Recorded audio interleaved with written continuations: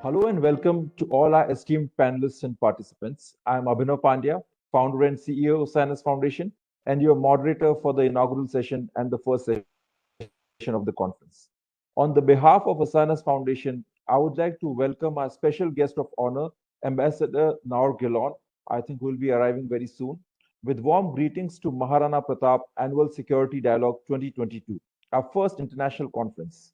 This year's theme is Transnational Terrorism Challenges in 21st Century and the Global Counterterrorism Response.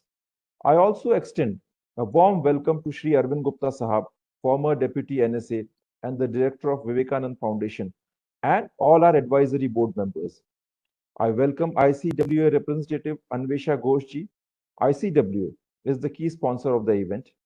Then I welcome representatives of Maharana Mewar Charitable Foundation, Manipal Global Education Services, both are sponsors, and also extending a warm welcome to our knowledge partners, Vivekanand International Foundation, Astrid Research and Advisory Services, India Narrative, GPODS, GPI, Sai Bureau Israel, Jodhpur University, Central University Jammu, and our media partners, NewsX, India Blooms, and One India. Over the span of 1.5 years, Usanas Foundation organized 37 webinars and released 270 plus publications. It has been an absolutely exciting journey, and I begin this conference with a heartfelt thanks to those who supported us from the beginning. Some of those great friends, philosophers, and guides will speak in this conference. In particular, I wish to thank C.D. Sahai sir, my mentor. I learned terrorism and counterterrorism research and other skills under his guidance, and also authored 2 books under his guidance. He imparted me a unique combination of skills and understanding that come from the academic and practitioner's domain. I also thank Vivekananda Foundation. I started my career in the field of international relations with Vivekananda Foundation. I started writing under Sahai sir, and over the span of last 3 to 4 years, I contributed in the form of various papers and writing, and I got to learn a lot from that. My immense gratitude to Ambassador Anil Trigunayat Sahab, a great pillar of strength, wisdom, and love for Usanas Foundation. And he is also a favorite of the young IR enthusiasts. My thanks to Madhav Nalpat Sahab, Arvind Gupta sir, Dr. Michael Rubin, and Michael Kugelman, and also our dearest audience, which has been watching and supporting our events from the beginning. The journey has finally reached a stage where we are organizing this global conference, bringing world's 25 eminent terrorism experts from 9 countries. To begin with, I would like to pay my homage to Maharana Pratap, the great warrior hero of Mewar, who refused to accept the subjugation of expansionist Mughal power trying to conquer his land. Maharana Pratap has left a rich legacy of diplomacy, statesmanship, chivalry, secularism, and military leadership. His life epitomizes truth, valor, freedom, tolerance, and spirituality. Today's generation has a lot to learn from his thoughts to make world a better and a peaceful place. After the US withdrawal from Afghanistan, we all need to ask this question: is the global war on terror over? We need to think about the failures and successes and also about the future of transnational terrorism and radicalization. On one hand, we face expansionist and dictatorial state actors threatening liberal and democratic world order. And on the other hand, we continue to face extremist, terrorist, and radical groups driven by religious and ideological motivations and a belief in medieval value system, challenging democracy, human rights, and multiculturalism. Hence, we are all here today to discuss and contemplate upon the diverse aspects of terrorism in a cross-disciplinary dialogue and churn out some effective policy recommendations. Now I'll invite one of our special guests, Dr. Arvind Gupta Sahab, to come with his thoughts and begin the conference. And after that, I'll be inviting Ambassador Naor Gilon. Sir, over to you. Thank you, Dr. Pandya, for inviting me to this very important and timely conference on global terrorism that you have organized. BIF is happy to associate with this conference. and you have brought together some leading experts in the field of terrorism and counterterrorism, and it will be wonderful for all of us to listen to their thoughts. And also, as you said, in the end, hopefully we would be able to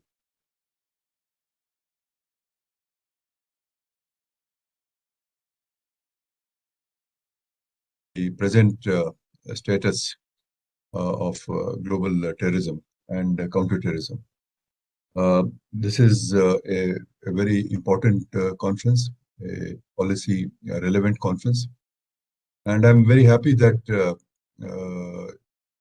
Usanas Foundation, which you are heading, has done a great job. And your single-minded devotion to the field of terrorism is really impressive. And at the VIF, we have been associated with you for some time now, and your books have done a great service. I think they have raised the awareness, particularly among the younger generation, who are facing this scourge, and who the future also does not look very bright, despite the fact that we have had a focus on terrorism at least since the global war on terrorism, the last at least 20 years or so. Although I must say that terrorism is a much older phenomena. It's only when the US was hit that the global war was launched, that that international focus came. But that strong international focus came. But terrorism is a much older phenomena, and the academics tell us that terrorism. I mean, when they look at they scan global historically, when they scan the scene, they point to the Jews and the Romans going back to 2000 years ago. Then there is also world terrorism itself was used in the French Revolution during the Robespierre's time. Academics have also talked about 4 waves of terrorism in the last about 130 years or so. But all this is really academic. The fact is that terrorism has been there. And it's also true that it is the precise definition of terrorism is missing. But we don't want to go into that academic debate, though it is very interesting in itself and helpful in understanding. But I want to look at the present situation, and going forward, where do we see global terrorism going? And what could be the counterterrorism practices? Now, if you look at today, I think the most important trend that we see is that international terrorism is dispersing. And it is now, you could compare it with the pandemic. It is there in a very large number of countries. All kinds of hosts it finds, and where it nurtures itself, mutates. Often it is invisible. There are a lot of cells which are under the ground or hiding in cyberspace. So it is quite invisible, but it mutates, and it erupts in waves. You will see suddenly a flurry of terrorist attacks, and then some quiet, and then again a flurry of attacks. There is no effective vaccine against terrorism. All kinds of things are tried, but essentially one has to be have a terrorism appropriate behavior in societies. You have to be alert to it. You have to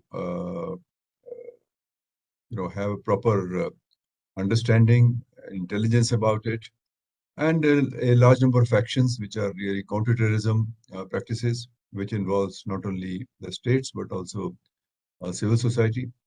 So those appropriate behavior actions have to be taken to meet it, and yet you are not sure that you have eradicated the terrorism, or there is the world probably will never become it will never was and will never become free of terrorism altogether.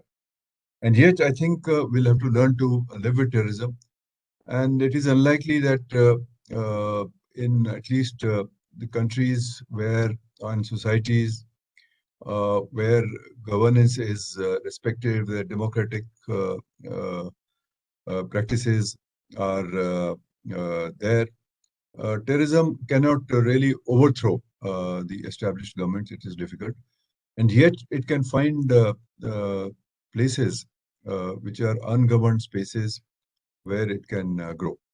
But that doesn't mean that well-governed places are immune to terrorism, and we have seen a large number of terrorist attacks.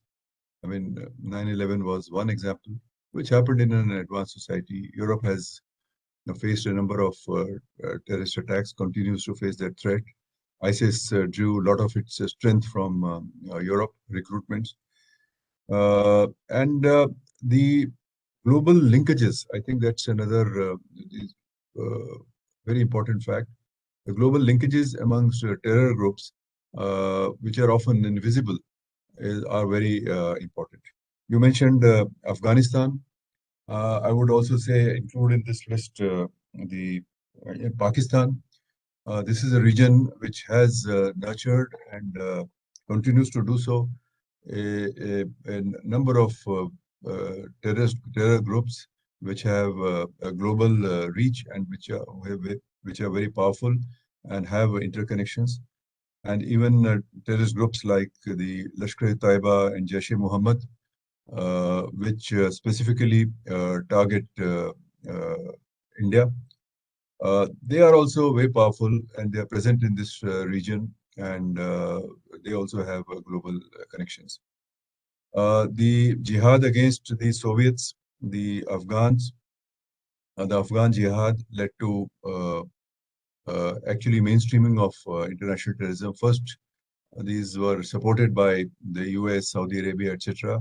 And then things went out of control, and we saw the emergence of the Taliban and the Al Qaeda, and then interventions in Iraq led to the growth of ISIS. And you all know the history.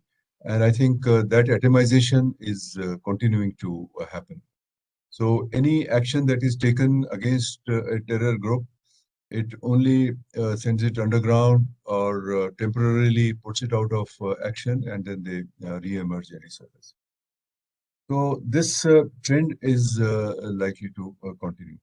But I think one of the most serious issues, which you also referred to in your opening remarks, is that of radicalization. Radicalization, promoting and supporting and nurturing terrorism, because the radicalization happens in the minds. And now the new technologies, particularly social media, this only tends to strengthen the radicalization trends. And radicalizations could be of various kinds. You have mostly mentioned about religiously inspired uh, terrorism, which is, of course, the most important, I think. But there is also extremist views which can arise, like even racism, xenophobia, ethnic terrorism. These are also very important drivers of terrorism. And in India, we also see left-wing extremism, which is motivated by left-wing, extreme left-wing ideologies, which has been there, which is deadly. And though India has had some successes, and it is fairly under control, but it has not gone away. And now we see, if you look at the literature, the experts point out that even ideologies like environmentalism or animal rights, these are also some of the motivating factors for terrorism. The rise of extreme right wing in some parts of Europe is also worth noting. The migrations that have taken place in the recent years has also led to xenophobia. So many factors are there which propel terrorism. Another, I think, important trend to be noted is the connection between terrorism and the organized crime. Now, organized crime is really huge. If you today probably put a figure on organized crime, it will go to tens of trillions of dollars. You know, if you include the drugs and the arms and many other things like that. And there is a strong connection between terrorists and organized criminals. And again, it is pointed out by experts, many of these connections are informal and they often originate in prisons or some places where they have shared, spaces. So, and organized crime is also very difficult to handle. There are organized syndicates, they're very powerful, they have access to finance, they have access to drugs and arms, and they are able to distribute this. So I think terrorism and organized criminal nexus, crime nexus is also a very important. Now, in the backdrop of all this, obviously, counterterrorism becomes a very important and also a very difficult exercise. Uh, Counterterrorism is practiced at the national level and also at the international level. There is a lot of international cooperation that is going on. But I think national level practices are the backbone of dealing with terrorism, because if nations have the capacity to deal with terrorism, then international cooperation can also improve. At the same time, international cooperation can also help in capacity building and improving national capabilities. So we have there has been a lot of focus on international cooperation, particularly since 9/11. The UN follows a strategy which it devised in way back in 2006. It is worth looking or examining whether that strategy needs to be revised now that it is almost 14, 15 years old and some new trends have arisen. But essentially, the strategy is to promote international cooperation and to build capacities. Now, counterterrorism obviously is a multidisciplinary exercise. It combines all kinds of elements: political, economic, technological, legal, law enforcement, civil society, and many others.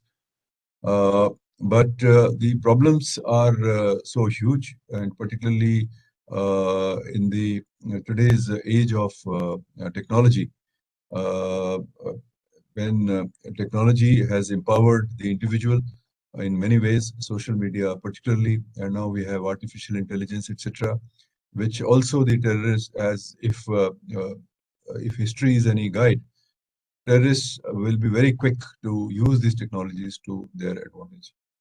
So this is, I think, a cat and mouse game which will go on, which means that counterterrorism practices need to be stringent. And I think apart from having the necessary capacities and capabilities in counterterrorism, there is also this question of human rights, which is linked with the issue of terrorism. Terrorism with impunity violate human rights. Every terrorist act is a violation of human rights.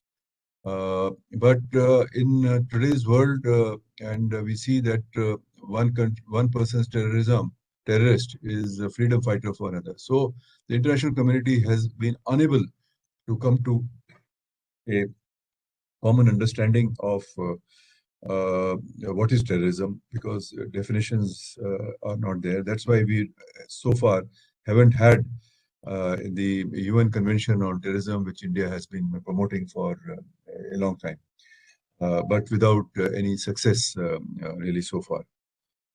Because some people don't see terrorists as terrorists, and as a result, there is always this fuzziness about human rights. Because if one person's a terrorist is the other person's freedom fighter, then obviously the human right equation becomes diffused. But at the same time, there is also a challenge before the counterterrorism law enforcement agencies and others who are dealing with counterterrorism, to make sure that they continue to follow human rights. Because a counterterrorism practices, if they do not accord with the human rights standards, then that can lead to further complications and problems. So counterterrorism sometimes can lead to radicalization and so on. So I think this is a dilemma which all law enforcement agencies, etc., face.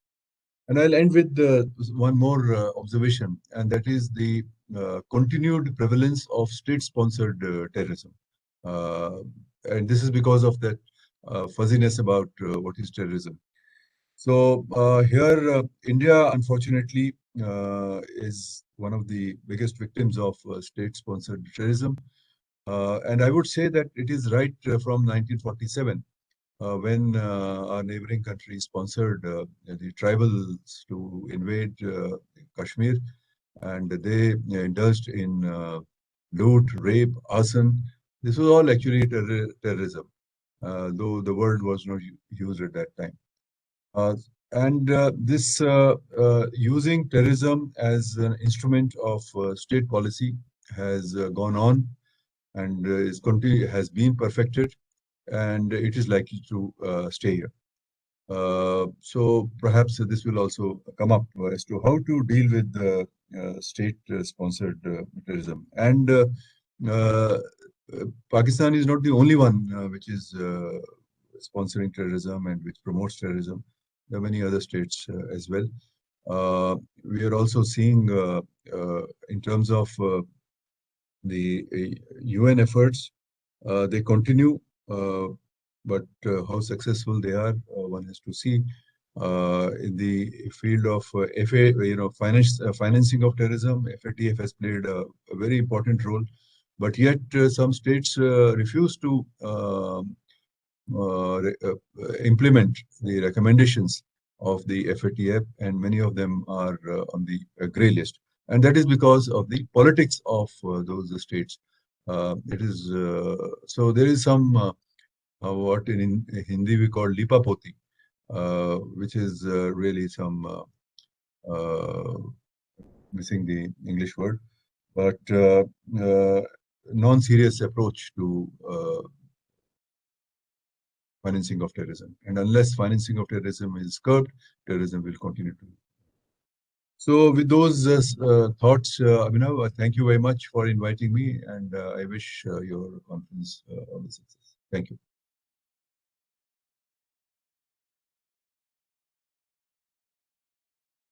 Thank you very much, sir. Namaskar. So thanks for bringing a very fine blend of an academic and a practitioner's insight. Thank you, sir. You very nicely outlined the course of terrorism over the last 30 years and the future challenges. I guess Ambassador now Gilon has joined. I would like to welcome him. Ambassador Gilon is Israel's ambassador to India, and he is our chief guest, special guest of honor for this inaugural session today. Ambassador Gilon was born in Israel in 1964. He graduated from Tel Aviv University with a bachelor's degree in political science. In addition, he holds a master's degree in international relations from Corvinus University of Budapest. He rose through the ranks of Israel's diplomatic corps and for over 30 years has played a key role in representing the state of Israel.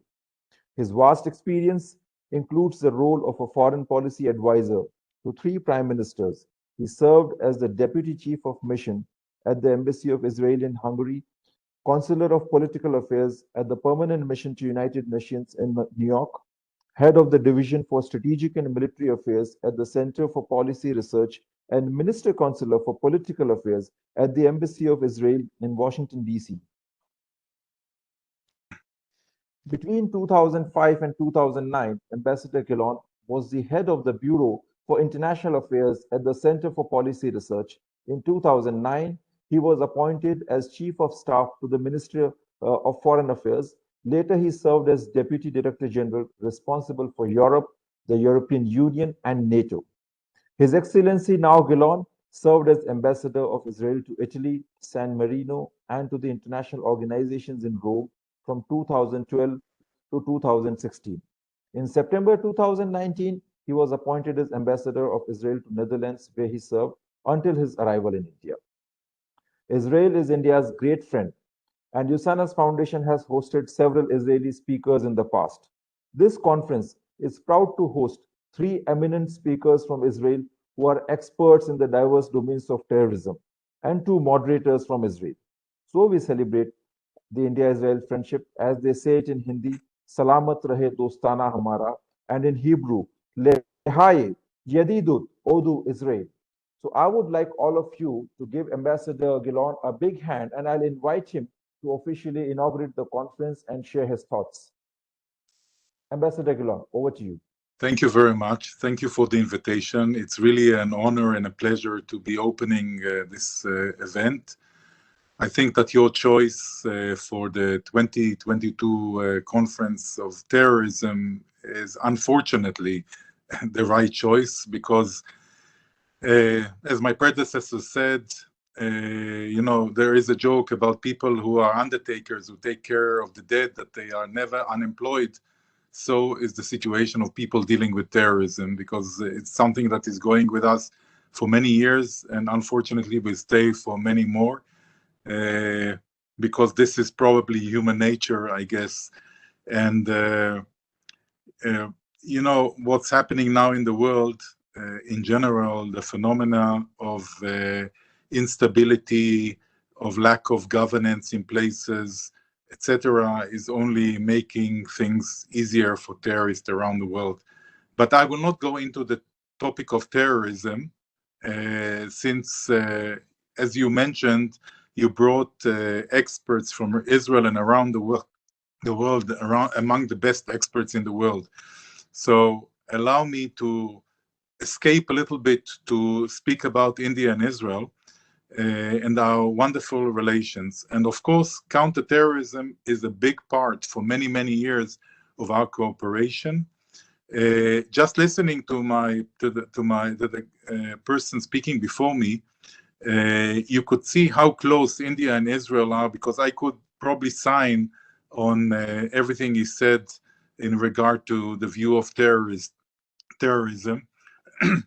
And a lot of our cooperation, India and Israel, in the field of terrorism, of course, is not open to the public and cannot be open to the public. But rest assured that our two countries are sharing very, very strong interest and have very strong cooperation. Physical technology, intelligence, whatever is needed is being done. So now this year we are celebrating 30 years of diplomatic relations between our countries. But it's not that our relations and friendship started 30 years ago. The relations between our two old civilizations started probably over 2,000 years ago, with the first Jews arriving in India and living here in peace and harmony for 2,000 years. And I'm saying peace and harmony because all of us know that in most of the world, the Jews were persecuted. And then also in modern history, in the beginning of the 20th century, during First World War, more than 900 Indian soldiers, as part of the Anglo-Indian army, gave their lives on freeing what is now Israel. Then after that became mandatory Palestine, and then Israel of today. In the last few years, our great relations have been defined and developed into a strategic partnership, but it's far beyond just giving it the name. I think that the reality is such.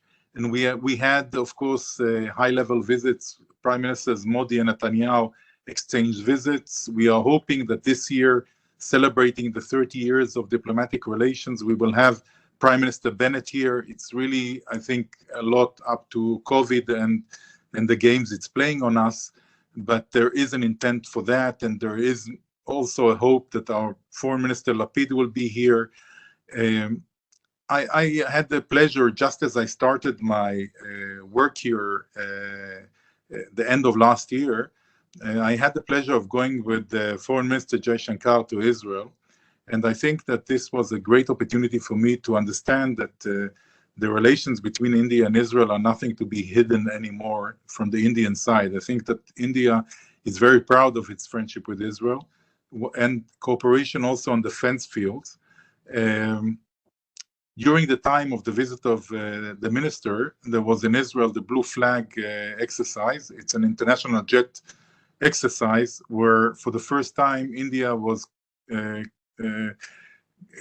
taking part with jets. Before you participated without jets.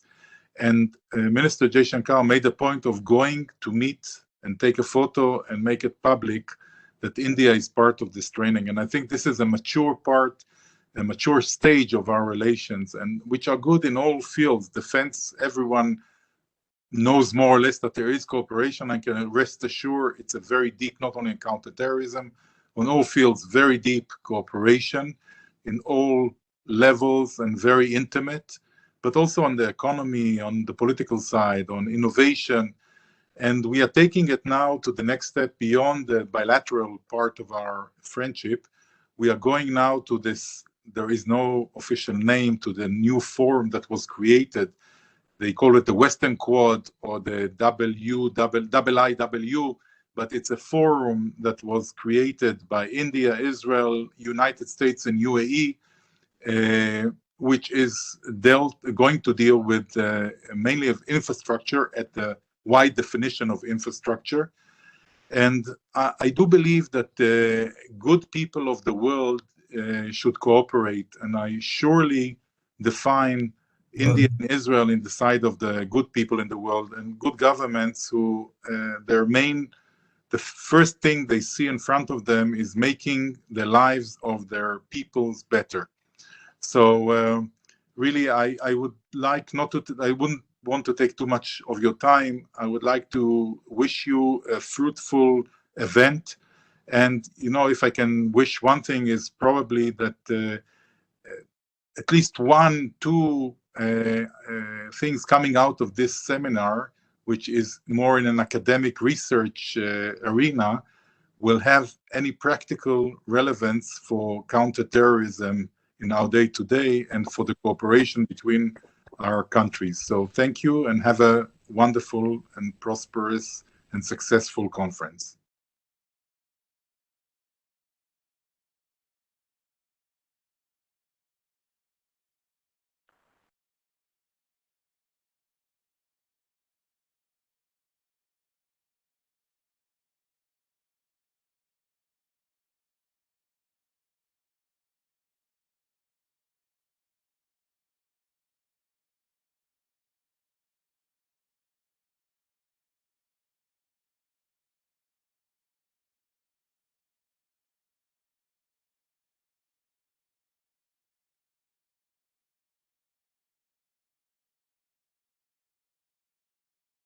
Hello.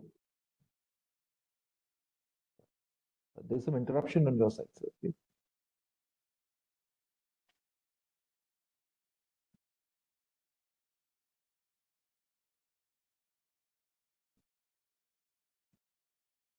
Thank you. Thank you very much, Ambassador Gilon. Thank you. Thanks for bringing forth the history of India-Israel relations, and we celebrate this relationship and we look forward to a very enlightening and enriching and a robust friendship in the future also. Thanks for joining us today. Really humbled and obliged. Now I invite Dr.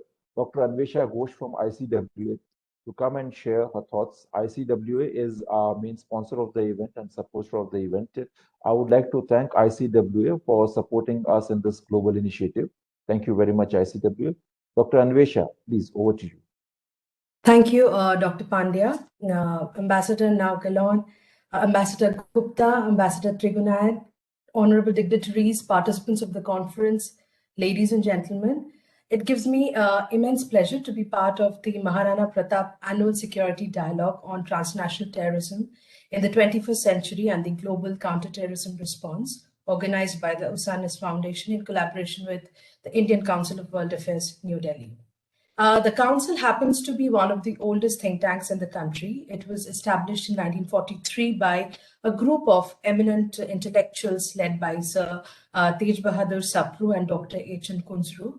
Its principal objective was to create an Indian perspective on international relations and act as a repository of knowledge and thinking on foreign policy issues.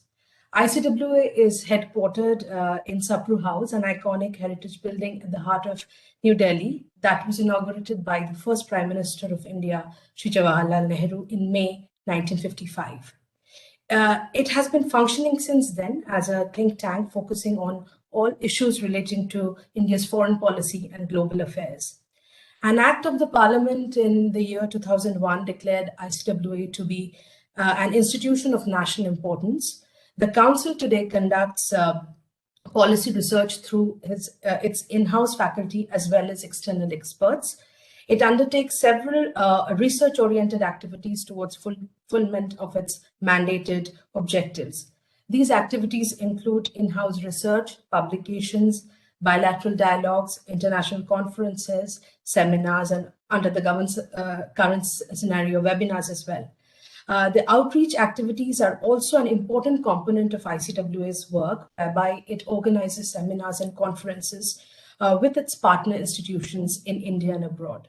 We are very happy to partner with the Usanas Foundation as it is organizing its first international conference on an extremely relevant and pertinent topic, which is terrorism and counterterrorism. My sincere appreciation towards the organizers for their efforts in bringing together eminent experts and scholars to share their observations about transnational terrorism in 21st century. The threat of terrorism is one of the most significant sources of insecurities today. The act of terrorism around the world indicate that it is not prudent to restrict the phenomena to a particular group, country, entity, or geographical space. In his opening remarks, Ambassador Gupta mentioned about the terrorism in the Afghanistan-Pakistan region. In my opening remarks, in my brief remarks, I would like to focus on the threat of terrorism originating from the AFPAC region. On 31st of August 2021, the US marked the end of its 20-year long war in Afghanistan. About 16 days prior to that, on 15th of August, the world witnessed the collapse of the Afghan Republic and the return of the Taliban in Kabul. It was one of the most significant strategic developments of the year 2021 that brought the spotlight back on the growing threat of terrorism. What is important to note is that the Taliban victory and the exit of the American forces have led to the rise of general insecurity in the region and have opened the possibility of turning the AFPAC region into the global epicenter of terror once again. Within Afghanistan, the power of the Islamic State of Khorasan is growing. The regular instances of terror attacks in Afghanistan over the past 4.5 months underscores the inability of the Taliban to contain ISKP and ensure law and order in the country. ISKP, just like Al-Qaeda, is part of the global jihadist network, and therefore the raging battle between Taliban and ISKP assumes an international dimension. The competition and rivalries between terror groups could result in channeling their attention to spend more energy in their internal and factional battles. However, such an occurrence might incentivize the terrorist organizations to launch more spectacular and devastating attacks to attract new recruits. Apart from ISKP and the presence of Al-Qaeda in Afghanistan, Lashkar-e-Toiba further increases the challenge of terrorism emanating from the AFPAC region. Taliban's positions on groups such as Al-Qaeda, Lashkar-e-Toiba, Jaish-e-Mohammed remains ambiguous at the best and supportive at worst. The challenge is further compounded by the Pakistan-based terror groups and their complicated relationship with the Pakistan's deep state. The return of the Taliban in Kabul has emboldened other groups in the region, such as the Tehrik-e-Taliban Pakistan. The TTP had signed a month-long ceasefire with the Pakistani authorities in the month of November. The ceasefire ended in December, and the TTP appears to be gearing up for launching more attacks in Pakistan, and that will result in further deterioration of Pakistan's internal security situation. China, despite being one of the key players in the evolving geopolitics of Afghanistan, will be concerned about the evolving situation in the AFPAC region. The security of the China-Pakistan economic corridor and the spillover of the radical Islam into the rest of Xinjiang province are China's key interests. The Chinese engagement with the Taliban is driven partly to ease some of these concerns. Pakistan will remain a key interlocutor for China in Afghanistan. China-Pakistan nexus and their links with the Taliban complicate India's challenges in Afghanistan. From the westernmost Afghanistan to the Pakistan-occupied Kashmir, a terror corridor is in the making, where terror logistics will be easily available. The floundering state apparatus in Afghanistan as well as Pakistan is largely permissive for the emergence of such a corridor. These developments will pose security challenges to the regional countries like India and Iran, who will be hard-pressed to secure their borders and contain the spread of terrorism. India has already seen the rise of terror incidents in Kashmir. In this context, the engagement between India and Central Asia has intensified, and efforts are being made to evolve a shared understanding on the challenges emanating from Afghanistan. There are indications that signal greater resolve and willingness to work together. Regional security dialogue on Afghanistan hosted by India's NSA, Mr. Ajit Doval, and the India Central Asia dialogue hosted by India's External Affairs Minister, Dr. S. Jaishankar, are testimonies of that. Reportedly, India will invite the heads of the Central Asian states as chief guests for the Republic Day parade on 26th of January. Regional security and Afghanistan are likely to be key agenda items in those discussions as well. Meanwhile, the illicit trade of narcotics is flourishing in Afghanistan.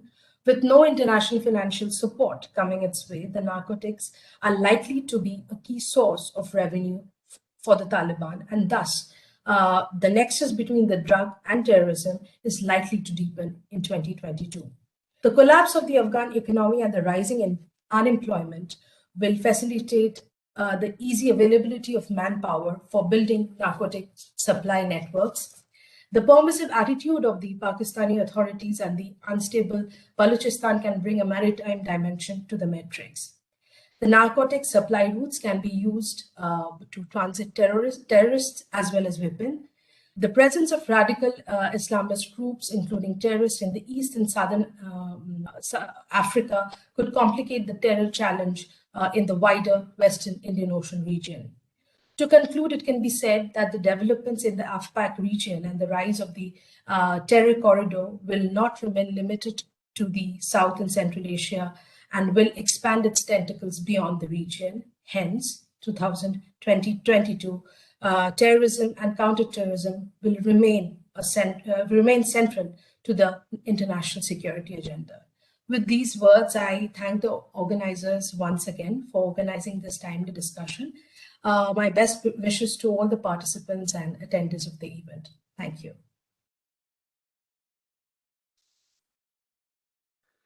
Thank you very much, Dr. Ghosh, for highlighting all the dangers that emanate from the revival of Taliban. And indeed, it's an alarming and a very dangerous development, not only for South Asia, but for the entire world and humanity. I've been discussing, mentioning, highlighting these dangers, especially the emergence of arc of a jihadi hotspot from Kashmir to the westernmost part of Afghanistan over the last 2 years in many of my articles and papers. And finally, unfortunately, this has come true.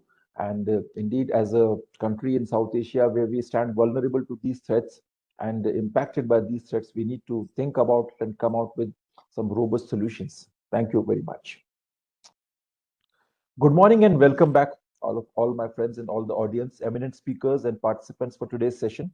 So we are soon going to begin the first session of our conference of Maharana Pratap Annual Security Dialogue, assessing 20 years of global war on terror, successes and failures. I'm your moderator today for this session. I'll just introduce all the speakers first. So today we have Dr. Michael Rubin speaking with us. Dr. Michael Rubin is a senior fellow at American Enterprise Institute, where he specializes in Iran, Turkey, and the broader Middle East. A former Pentagon official, Dr. Rubin has lived in post-revolution Iran, Yemen, and both pre- and post-war Iraq.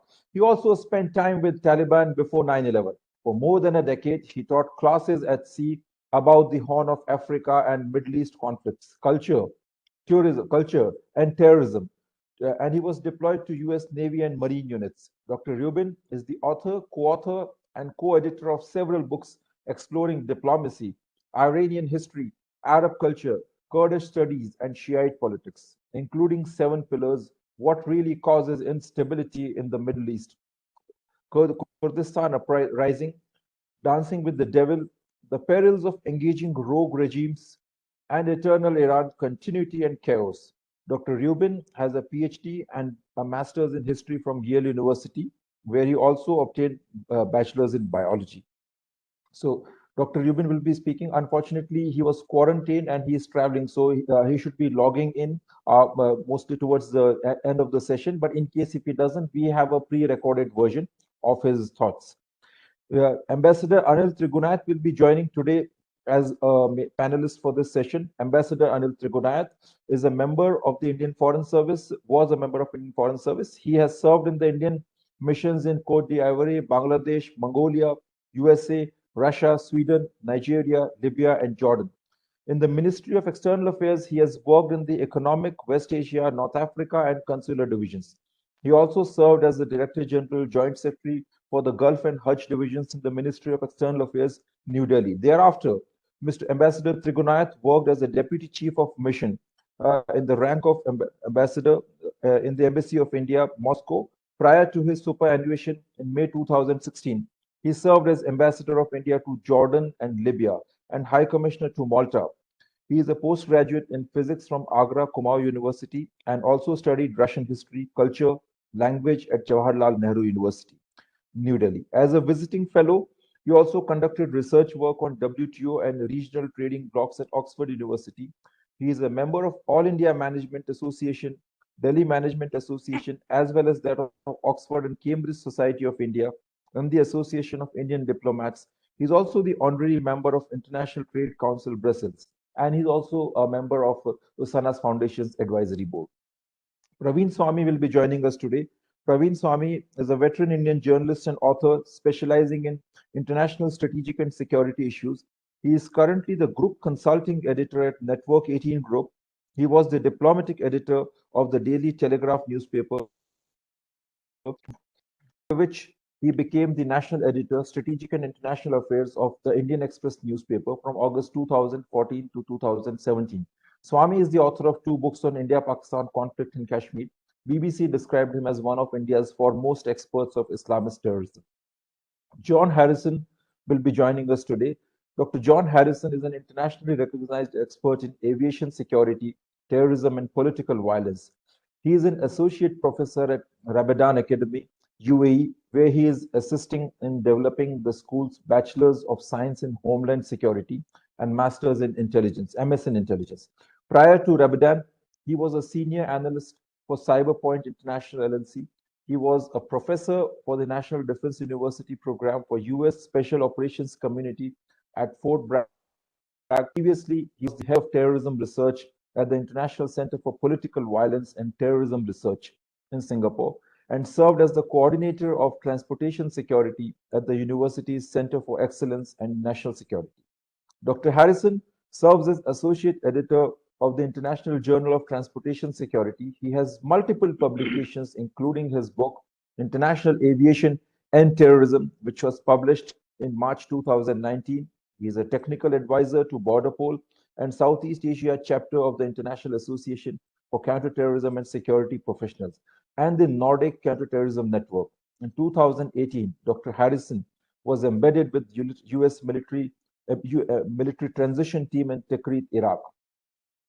Thank you very much. So I'll invite first Ambassador Anil Trigunayat to come and share his thoughts. Each speaker will have about 12 to 15 minutes to make their opening remarks, and after the speakers finish their opening remarks, we'll open the house for question and answer session. I'll request the audience to send their question and answer session in the chat box.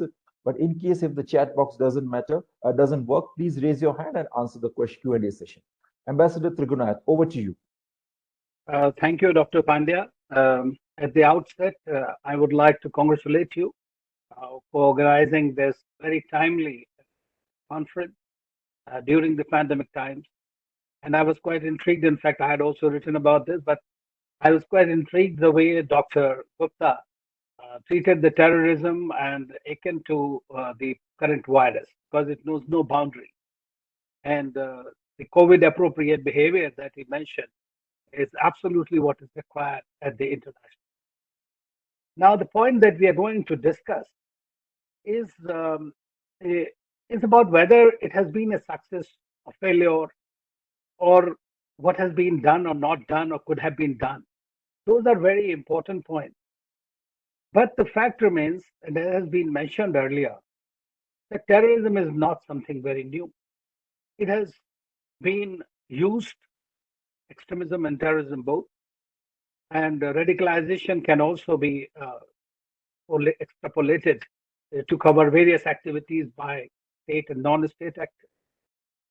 And it has been used in various contexts. The problem is that the 9/11 really brought the world terrorism to the international focus.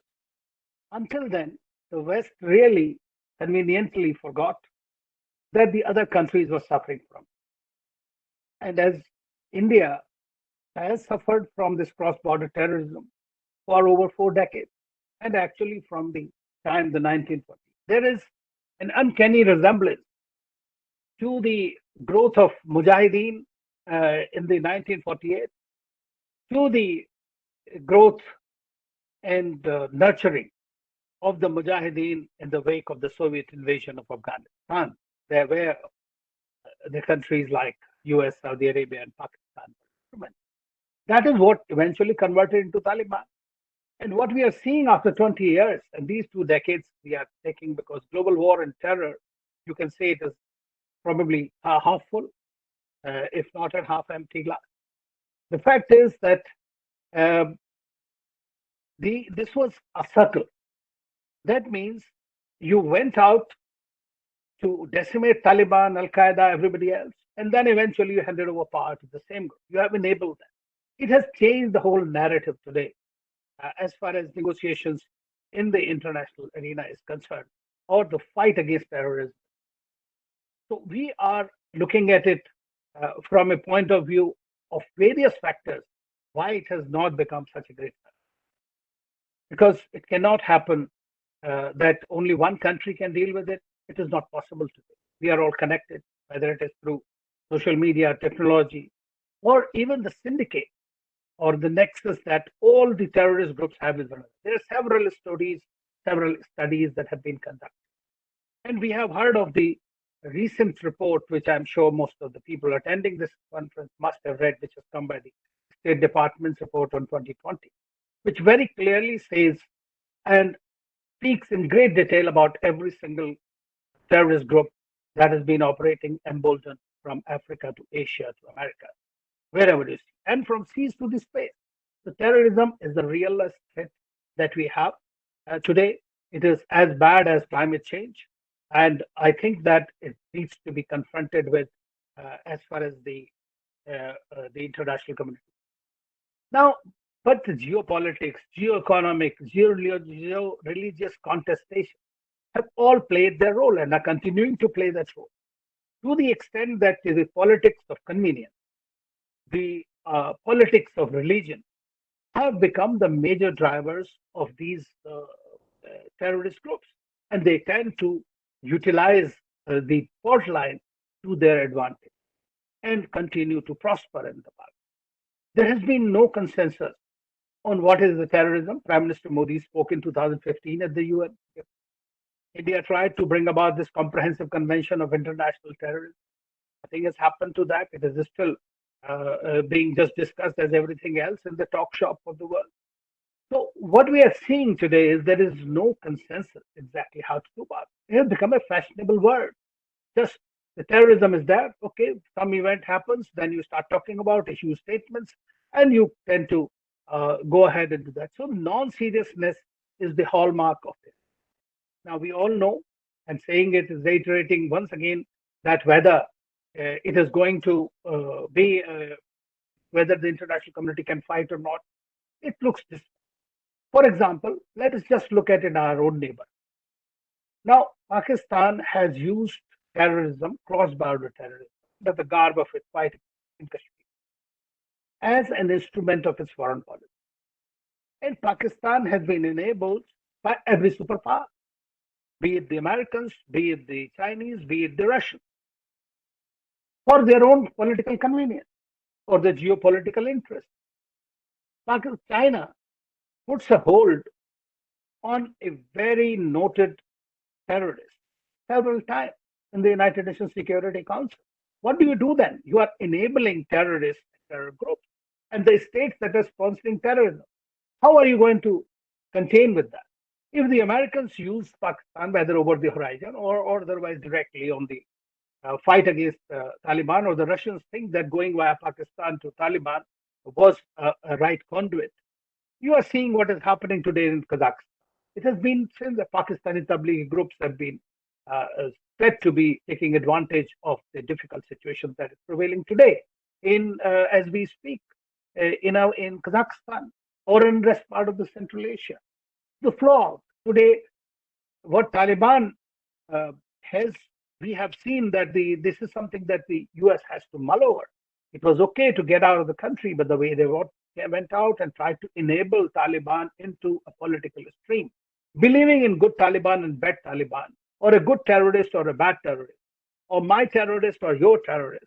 Now, those are the things that are going to cause a very, very major problem for us. As far as countries who are sponsoring terrorism, Pakistan comes out with the story that so many terror groups are prevailing here and they have so many people have been killed, so many attacks have happened, 46% increase in terror activities in that. They should not forget, in the Hindu mythology, we have a story of Asmasur, a demon king who prays to the Lord that give me the power that on whom I will place my hand will burn to ashes. And then he wanted to try it on Lord Shiva himself. So I must say that Pakistani establishment, whether it's the deep state or others, must understand. As far as India is concerned, now today it has become a chair of the CTC. We have to read the statements and the situation that is prevailing. India has also changed its track of fighting terrorism, not only trying to fight radicalization and other things, but also on the border, it has tried to militarize its responses across the border. So that is something for each one on their own. But it will not work as long as we are not able to deal with it effectively in a concerted manner in the United Nations, where extradition or execute or prosecute becomes a responsibility of the global world, and where the countries that do not subscribe to this idea are penalized duly. FATF grey list has lasted for 2 years. What has happened? Because the politics of convenience takes precedence over fight against terrorism. And that is what I think. I would just mention 8 points I know before, which Dr. Jaishankar, the Indian foreign minister, mentioned during the discussions at the meeting on Resolution 1373 in 2020. He says that summon the political will. Don't justify terrorism. Don't glorify terror. No double standard. Terrorists are terrorists. No good or bad distinction needed. Don't place block and holds on listing without any reason. Discourage exclusivist thinking. Enlist and delist objectively, not on political or religious consideration. Recognize the linkage to organized crime. Support and strengthen the FATF, and provide greater funding to UN counterterrorism directive. So I hope as India takes over the mantle of CTC and chairs the Libya Sanctions Committee or the committee, Sanctions Committee 1267 Sanctions Committee of the UNSC, it may be in a better position to steer it. I would, in the end, would just like to say that there is not enough will. There is a lot of talk, and which is clearly evident in the results that have been seen during this. The Taliban, the Doha Agreement, and the onset of Taliban, and the facilitation of Taliban on the Afghan scene has created another template for various terrorist groups. It's already being seen in Syria and elsewhere. They are changing. Regime change as an agenda has to So that is also somewhere creates a very major problem. So we have a umpteen number of instrumentality, but I think the international commitment to fight terrorism has been missing, and that has been one of the biggest challenges, that we have not achieved the results that we aimed for when the global war on terrorism actually.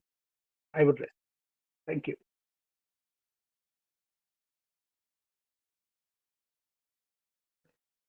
Thank you very much, Ambassador Trigunayat, for raising some very valid points and the excellent analogy of Basmaso. Actually, terrorism is like Basmaso, and the people, the state actors, non-state actors supporting it, they don't realize that ultimately it comes back to you, something which has already happened in Pakistan. But still, I feel that realization is yet not there, and it's too distant from the policymaker. And especially the idea that the state actors providing tacit, covert, or overt support to terror groups and this terrorism as a phenomenon, as a state policy, need to be penalized, and one needs to take a firm action. We'll come back to you with the question and answers, but before that, I'll invite Praveen Swami, sir, to come and share his thoughts. Over to you.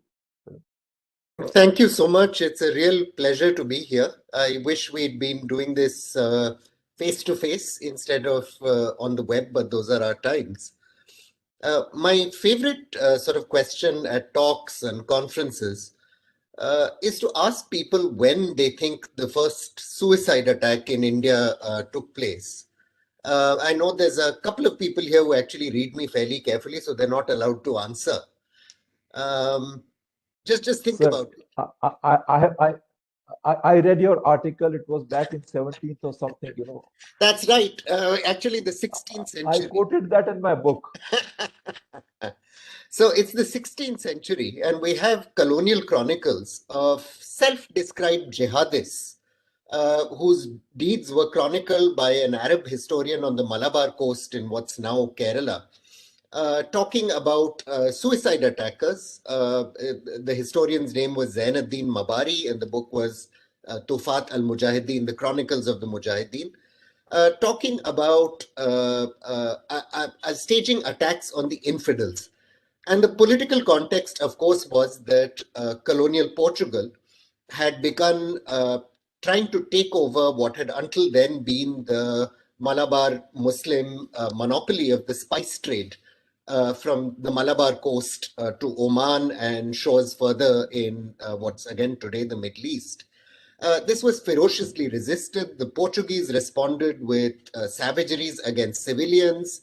There were skirmishes, fights, and this went on well into the 18th and 19th century even, until the arrival of the British and the eventual restoration of some kind of political order.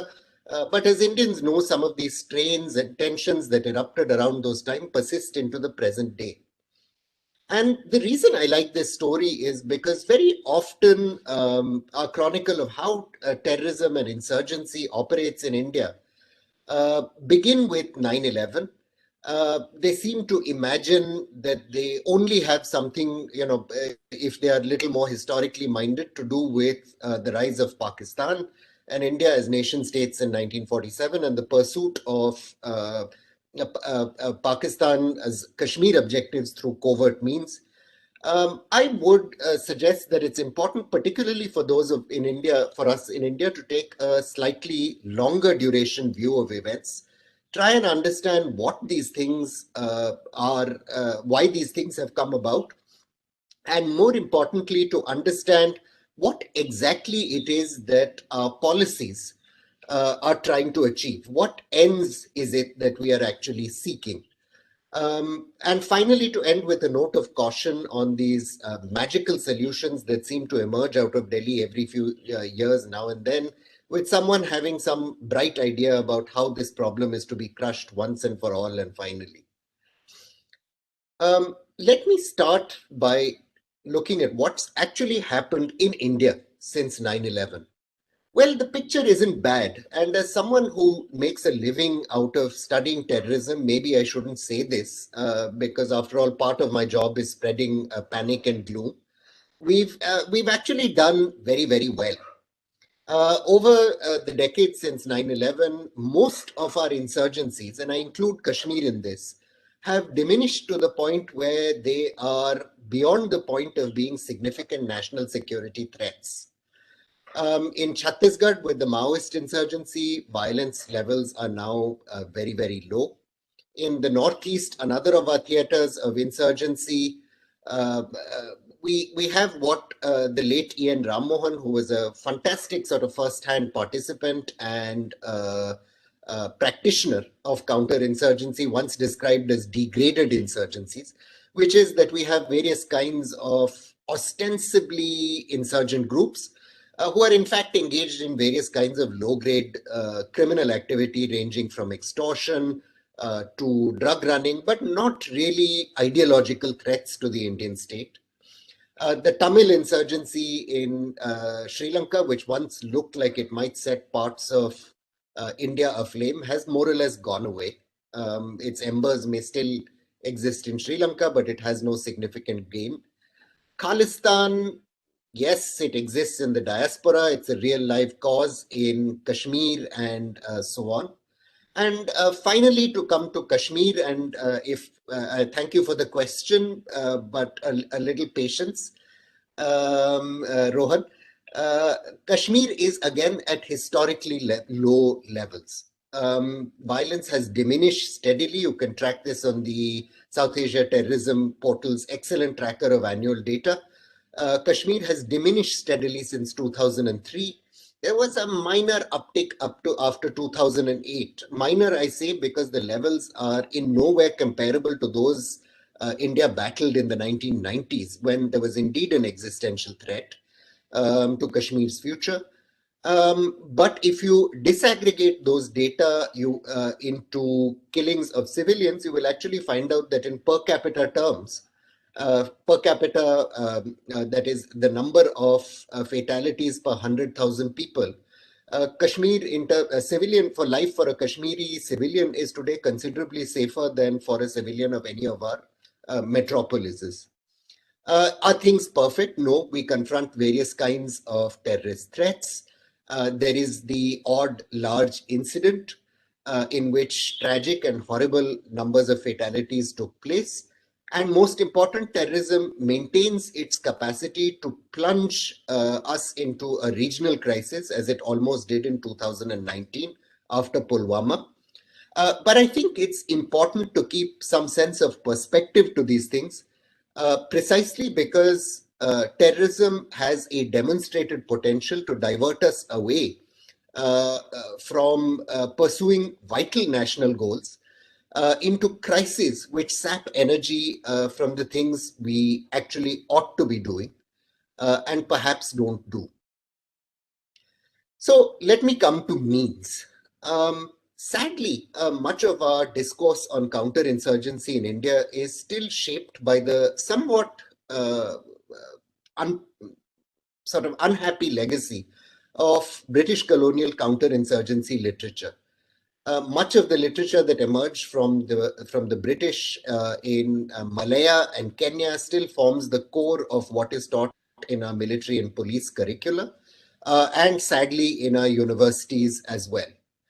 And the story from these from the British literature of the 1950s and 1960s broadly goes that to fight insurgencies, you need what's often called the build, hold, and clear paradigm.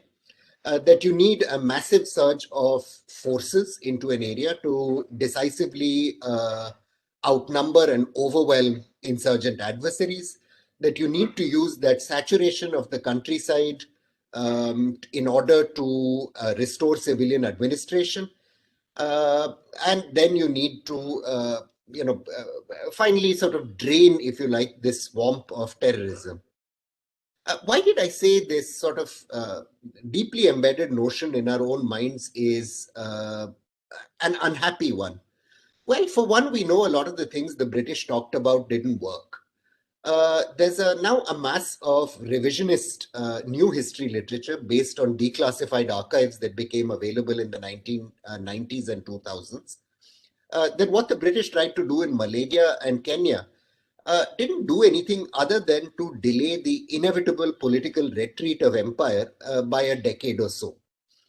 In fact, their lasting legacy was large-scale human rights abuses, which embittered the population and arguably deepened these insurgencies, rather than achieve any durable support for the cause in which they were ostensibly fought. In Kenya, for example, we now know that a very large segment of the population was interned in horrific conditions in concentration camps. In Malaya, the large-scale extrajudicial execution of insurgents and of innocent civilians was sanctioned. And in neither of those cases could by any stretch of the imagination these be described as anything other than colonial holding operations intended to buy the empire a little bit of time, even at the cost of large-scale resentment in the subjugated populations. I think a little honesty about what has passed for Indian counterinsurgency is also overdue. One of our sort of durable self-myths is, for example, that our insurgencies have been, that our counterinsurgencies have been light footprint, whereas they were, in fact, in reality, mirror images of these British experiences from which our military leadership had largely learnt its lessons. In Telangana, again, we know this from declassified files, which you can look up at Teenmurti, and I would commend to any young students of counterinsurgency. Tens of thousands of Adivasis were forcibly relocated from their villages in the late 1940s and early 1950s, leading to hundreds, if not thousands, of starvation deaths and to rampant civilian killings in the countryside. At least part of the reason for the periodic resurgence of our Maoist insurgencies has been exactly the bitterness and social crises of various kinds left behind by those bitter operations. In Mizoram, of course, we famously bombed Ezhal using air power. And again, the large-scale use of indiscriminate force against civilian populations is well documented. Nagaland ditto, the former Chief Secretary of Assam, V.S. Jaffa, has an excellent essay in the ICM's journal Fault Lines, documented the forcible relocation of entire villages at gunpoint, again leaving behind a legacy of hatred and ill will which abides into the present day. In Kashmir too, the 90s, and I'm old enough, sadly, to remember this, often you involve the indiscriminate and large-scale use of force, which embittered entire populations. I watched Sopore burn after ambush and counter ambush operations and by the BSF ended up spiraling out of hand and leading down to the burning of hundreds of homes and shops. It's important to remember this not as a stick to beat India with, but as a lesson to learn. And the lesson in essence is this. Ham-fisted and indiscriminate counterinsurgency operations, the seduction of force, as it were, hasn't provided durable gains for India. What should we be doing about this? Well, over the last 20 years, we've learned that while the large-scale deployment of force can indeed tamp down the scale of our insurgencies and tamp down the intensity of violence, it doesn't necessarily provide a durable whole-of-government answer to the problem. The Americans, I think the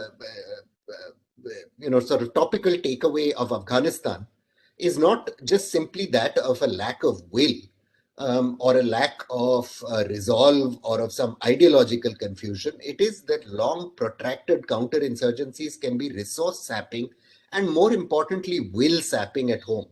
The Americans have, of course, learned this lesson a few times in their past, Vietnam being the best known example. But it's a salutary lesson to all nation states as they combat insurgencies, that you really do not want to put yourself in a situation where you are fighting some kind of endless war that seems to have no durable ends.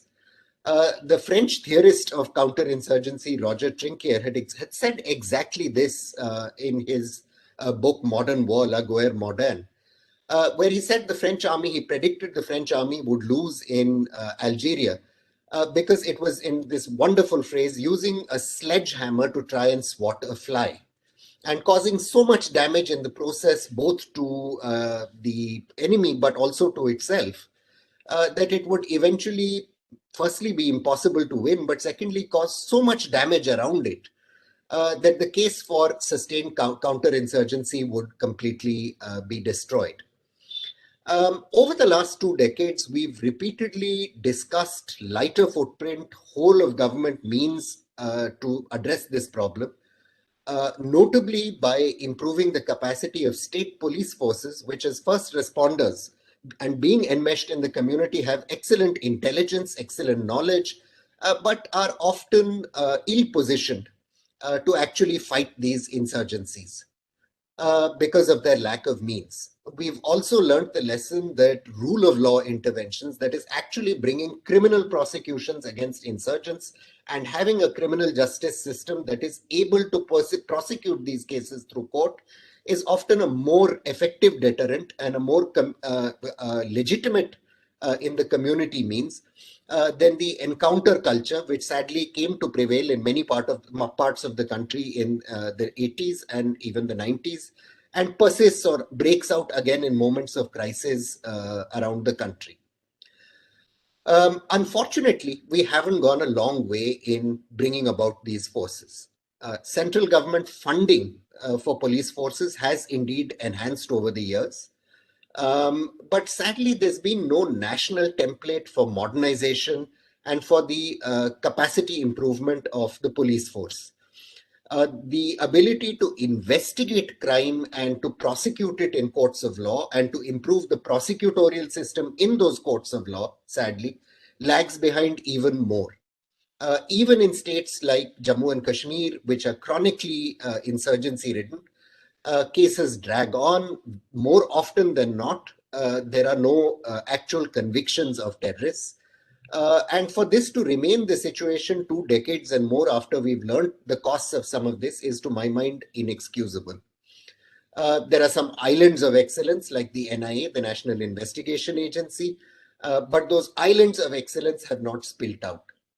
The second gross failing is a whole of government approach. So we've seen in Kashmir over the years that while the primary threat may not be violent terrorism, certainly there's a reservoir of hatred, resentment, fear, often driven by communal or religious anxieties, as Ambassador Trigunayat pointed out. The solutions to many of those things lies in politics, but in also effective governance to address youth unemployment, to address problems of administration. And there we have not quite obviously done so well. Some of these problems are deeply enmeshed. I mean, I'm very skeptical of claims, for example, that we will drastically overhaul governance in Kashmir and bring about large-scale employment when we are unable to do so on the fringes of Delhi and Noida and Gurgaon. But it is something we definitely have to be trying to achieve in a much, much more focused way than we have achieved. Even the best police forces cannot address some of these problems. We need all of government to be involved. The final takeaway, I think, from these 20 years has been the danger of panicking ourselves into intemperate responses. As we should have learned from what has happened with China in the past year, the point of our national security, the objective, the ends of our national security, is not killing a few more terrorists this year or arresting a few more bomb plotters.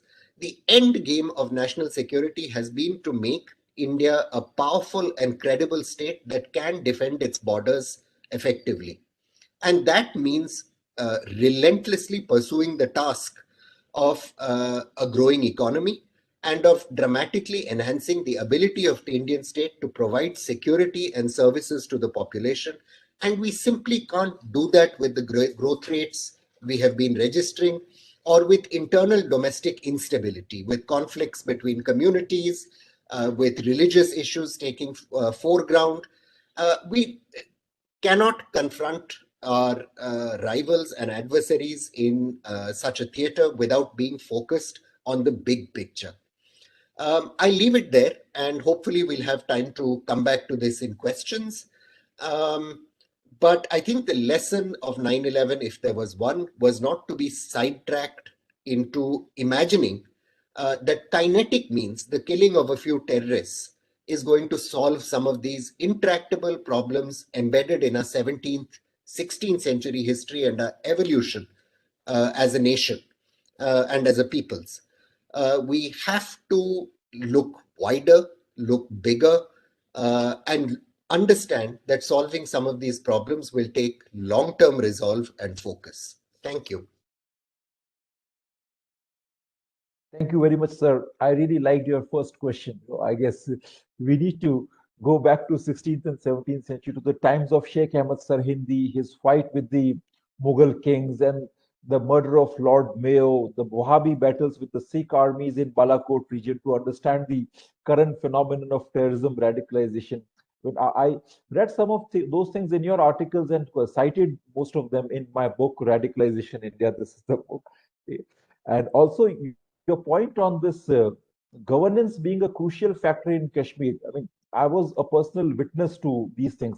Back in 2018-19, when I was serving as advisor to Satyapal Malik Saab, we found that in Pulwama, there was a small issue of this this transformer. The transformer was not working, and I guess with some intervention from the Raj Bhavan, it got fixed just in a few hours. And Pulwama, the hotbed of militancy after Burhan Wani's encounter death, at that place, people were chanting, people were shouting, Governor Sahab Zindabad, Governor Sahab Zindabad. I mean, that was something.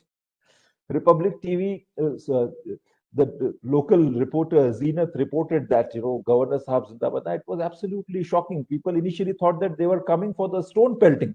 But then when they shouted these slogans, it was quite a shocking thing for the state apparatus. And normally we deal with, we try to kill the militants, but never think of dealing with the militancy as such. That is a much bigger issue and a wider issue. We'll come back to you with questions, but before that, I'll invite Professor Harrison. Professor Harrison will be joining from UAE. He's an expert, as I mentioned in his intro. And over to you, Professor Harrison. Again, thank you so much for the very kind introduction. And on behalf of Rabdan Academy, we certainly congratulate you guys on the wonderful presentations so far today, and look forward to being able to participate with you more in the future. What I thought I would do is take a step back and try to see if there are any positive things that we can in fact learn from the last 20 years. Normally, terrorism conferences are all quite understandably gloom and doom. And while I'm not going to sugarcoat anything, I think there are some things that we have actually done reasonably well. And there are things that still the international community as a whole needs to do and to work on. So what I was going to do is break down the understanding of terrorism into sort of three brief levels of analysis: the strategic, operational, and tactical levels. The strategic level is, as we heard from our previous speaker, sort of the ends, ways, and means. What do terrorists want to achieve with their violence? And obviously also, what do states want to achieve in fighting them? The importance for the strategic level for terrorists is that it takes together the sort of worldview that the terrorists have. What is the problem that they have resorted to violence to address? What is the solution that is being offered? Who is blocking or interfering with that solution? And then where does violence fit? And we can get into a discussion maybe during the Q&A on sort of that whole definition of terrorism issue and how that has complicated many things. Then on the operational level, it's taking those ideas and then putting them into practice. And I'd like to say there are three levels to look at, or three subcategories briefly within the operational level. You have the ideological infrastructure, and that's the ideologues, the propaganda that goes out to get that, the schools, you name it, however the message that the terrorists are getting out is getting there. Second is the operational infrastructure. And this is what we from the counterterrorism community normally focuses on, right? It's the fundraising, it's the training camps, it's the distribution of propaganda, it's the acquisition of weapons. all of those things that are required. And then finally, you have sort of the military infrastructure, which is either terrorism or insurgent, depending on what the group has chosen to do and how it's chosen to implement its violence. And then finally, there's the tactical level and looking at, well, what do the terrorists actually do? And more importantly, how do we as the counterterrorism community respond to that? So what I want to then do is look at each of these levels very briefly. On the strategic level, there are three things or three indicators that a country will be having a potential problem with a terrorist campaign. And what you'll be looking at is propaganda, fundraising, and recruitment. Okay? The propaganda is getting the message out. And here the international community and many states have varied individually in how they've attracted this and tried to fight it. The international community isn't doing a bad job. Okay? It gets into some difficulties because certainly governments are putting pressure on not only the mainstream media, which has been pretty good at stopping the terrorist propaganda from getting out, but they've moved to social media and the variety of platforms there. Social media companies have been very slow at responding to this threat. They have gotten better. Okay? And we do have some evidence that fighting it on the social media side is actually effective. We know, for example, that Al-Shabaab, the terrorist group that exists in Somalia, had been very effective at defeating these filters that Facebook and Twitter had put in to detect their activities. But once the groups had been detected and shut down, the theory was that, well, the members who are following these Twitter accounts just shift to another account. Well, the evidence seems to suggest that that's not the case. In fact, they lose members from this. So that's good. The message isn't getting out quite as effectively. Okay? Also, treating the propaganda as a high-value target. And I'll come back to this idea in a little bit. Okay, so this is the propaganda. We're getting better. The recruitment, again, we have criminalized in many cases the activities that are involved in recruiting. And that, for countries that have done that has been somewhat effective. Also, do not underestimate the fact that military defeats are a disincentive to recruitment. No one wants to join an organization that appears to be losing. Okay? The removal of Daesh territory in the Middle East has been effective at reducing the number of people who can join. There seems to be some thinking that it is much easier to go and defend something than it is to conquer it or acquire it. Okay? So defending territory is a big means of attracting individuals, where it's not necessarily as much of a case now. This is not to say that recruitment has ended. That is certainly not the case at all.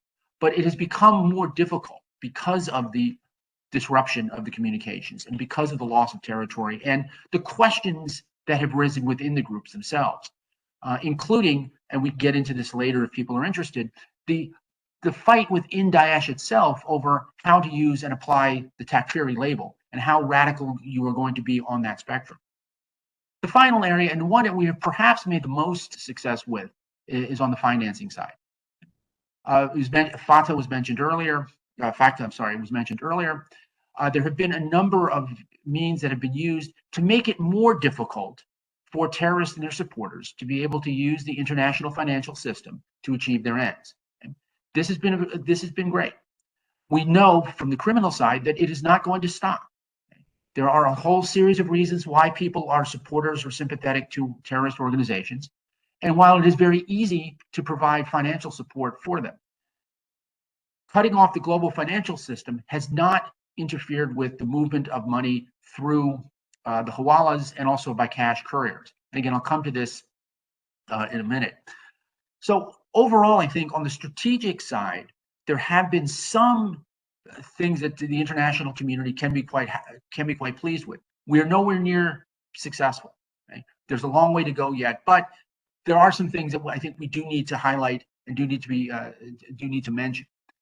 The operational side has been obviously far more difficult. Okay? On the ideological side, one of the things that I think has been very important is that the international community has targeted the ideologues and the schools and the things that have been involved in making and metastasizing this ideology and treated that as a high value target. When we hear that term high value target, normally we think of as an individual leader. Okay? And that is true. But the high value target is really whatever the center of gravity for a group is. And for terrorist groups, the ideology is really the center of gravity. So the fact that the international community has recognized that and begun to try to address that is very important. And I'll use just one example. Anwar al-Awlaki, the ideologue and main English language preacher for Al-Qaeda in the Arabian Peninsula, AQAP, was one of the key ideologues. He wasn't producing any ideology himself, but he was distributing it to a much wider audience. He was also a very powerful recruiter, as we saw from the underwear bombing and the Major Hassan in the United States and several other places. Targeting him, whatever the problems with that may have been, did not only remove a key ideological figure, but it also began to fundamentally undermine the success of AQAP, moving from one of the key affiliates to now a more second-rate, I don't want to say second-rate maybe, but a secondary operation that is focused more now in Yemen rather than having the ability to operate globally. So there have been a number, I think, of successes on this. Additionally, moving after terrorist publications, again, using social media against them, not just in shutting it down, but I think the other thing we have to look at is, depending on what terms you want to use, DDR, the disengagement, de-radicalization, and rehabilitation programs. These that are designed to take individuals who've been removed from the battlefield and get them back into a more conventional way of thinking, or at the very least, get violence out of their system as much as possible. This has been a very powerful tool, and we've certainly seen groups in Southeast Asia that have intentionally begun to target, at least rhetorically, these programs because they have been so effective at undermining the basic arguments that many of these groups are using. Finally, on the military infrastructure here, while there have been some benefits, we're unfortunately, I think, reversing with events over this last year in Afghanistan. Certainly removing some of the ability for terrorists to acquire weapons, both on a conventional sense. Many fertilizers have been reformulated so that it's not as easy to be able to use them as explosives. There have been monitoring of large-scale fertilizer purchases, of large-scale fuel purchases that can be used in what used to be the ammonium nitrate and fuel oil bombs, the ANFO bombs that were very popular with terrorists. It's more difficult, certainly, to get rid of conventional weapons, and that's an area that is a problem beyond just terrorism. But by moving from those weapons and by making it more difficult for terrorists to acquire the glamorous weapons, the WMD and the other mass casualty, has forced terrorists to move downstream, if you will, to be able to move from the exotic attacks to the much more mundane. And we've certainly seen that with Daesh, where knives and bladed weapons have become quite popular for them because it's easier for them to be able to use and smuggle. Additionally, we have obviously seen some problems with using vehicles as weapons themselves, and we'll come back to that in a few moments. The training camps unfortunately have never really been disrupted. Okay? They may not be as sophisticated as they were in the late 1990s, but they are still there. Terrorists have also been able to move online to do some of the training, but they still need a physical place to be able to get combat experience. That combat experience that groups have been getting in Afghanistan, in Syria, and other places may not be transferable to other areas where there is not an infrastructure to support an ongoing insurgency. So again, that may be a benefit. We still have to do more on that, and then we have to look at how do you make sure that weapons are tracked. We can prevent them from getting into the hands of those that we don't want. And how can we find out how to prevent the training going on? That's very difficult. And I'll come to this because so many of the things that are important rest on intelligence. And finally, I want to look at the tactical level. Like here, there has in fact been far more success. Target hardening has been a major achievement. It certainly limits the freedom that the public has to access areas. But as we've seen, the public, if it understands why something is being done, it can to a large degree accept that. At least in the early stages of COVID, we were all accepting that you needed to wear masks. I know that has changed in some areas. But the public, if it is explained and understands, they can accept this. So target hardening around government buildings, police areas, iconic targets, my area on transportation, have all been great. they have really restricted the freedom of movement of terrorists to do targeting. The intelligence blanket that has been put up around the world has been very beneficial, and understandably perhaps less covered than should be. The ability to detect plots in advance, the ability to cooperate between and amongst nations, even if they are not always friendly, to be able to disrupt and degrade terrorist capacities and attacks has been beneficial. We'll come back to this because we need to do more on this area. The ability to counter-surveil, to cut down on the ability for terrorists to conduct their operations has been very good. The disruption of training camps is something that, again, I mentioned that it has not stopped, but the restriction of that, the inability to do the very sophisticated planning and training in camps has degraded the terrorist capacity to conduct operations. Okay? We have seen that from the inability of, to some degree, Al-Qaeda to operate for outside of South Asia and certainly outside of its regional affiliates to conduct significant global operations for more than a decade is something that is very beneficial. The fact, the desire of Al-Qaeda to continue to focus on these exotic attacks is very important, because the bigger these attacks, the more likely it is they'll be detected by the intelligence infrastructure that is developed around the world. The low level, what I would like to call security nuisance type attacks, those that conduct loss of life, damage of property, and mayhem, are not something that threaten society. A series of knifing attacks or a series of attacks using vehicles that are terrible, and the loss of life is inexcusable. But it is something that can be prevented and is not going to fundamentally alter society. So I think in these areas we have done very well. There are areas that we still have to work on, and we'll come to that again in a second. Okay, so I think broadly speaking, the lessons that we've learned over the last 20 years have been quite good and have been implemented in very important ways. But now I want to kind of conclude on a couple of very broader lessons. Okay? First, globally, okay? Terrorism, fortunately, does not pose an existential threat to most countries. The places that it does, across North Africa and in other parts increasingly of Southern Africa, and to some degree places like Afghanistan, the terrorists themselves are not causing the existential threat. The threat that is being caused is there for other reasons. And we can go into the political, the historical, the cultural reasons, whatever those happen to be. Terrorists are feeding off of that. And until we get the bigger issues addressed, we're not going to be able to defeat the underlying symptom of a failed state. In this case, terrorism and the violence that comes with them. The lesson that I fear that we may lose is the intelligence cooperation.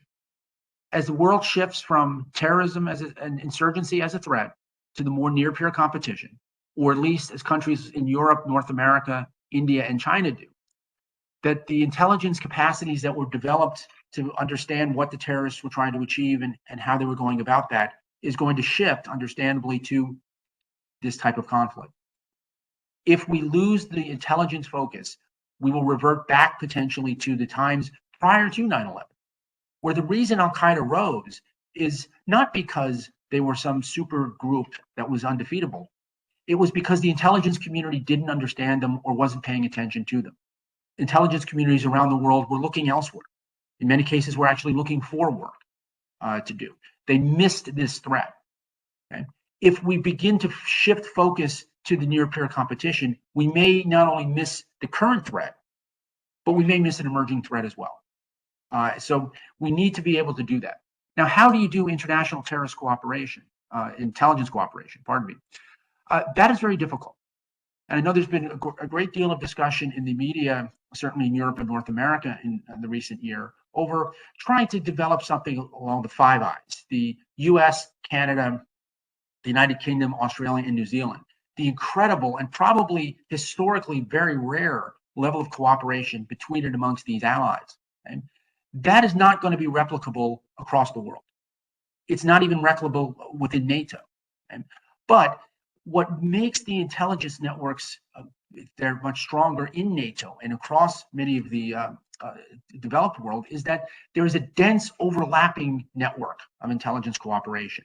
And It's not cooperating on everything, but it's developing the capacity to cooperate in areas that are of mutual interest. That is very difficult now to identify with the deteriorating global situation, at least on the superpower level. But where we can, as an international community, we do need to focus on that. On the regional level, certainly Afghanistan is going to remain a very large problem. We have to recognize that a military solution to Afghanistan is not achievable.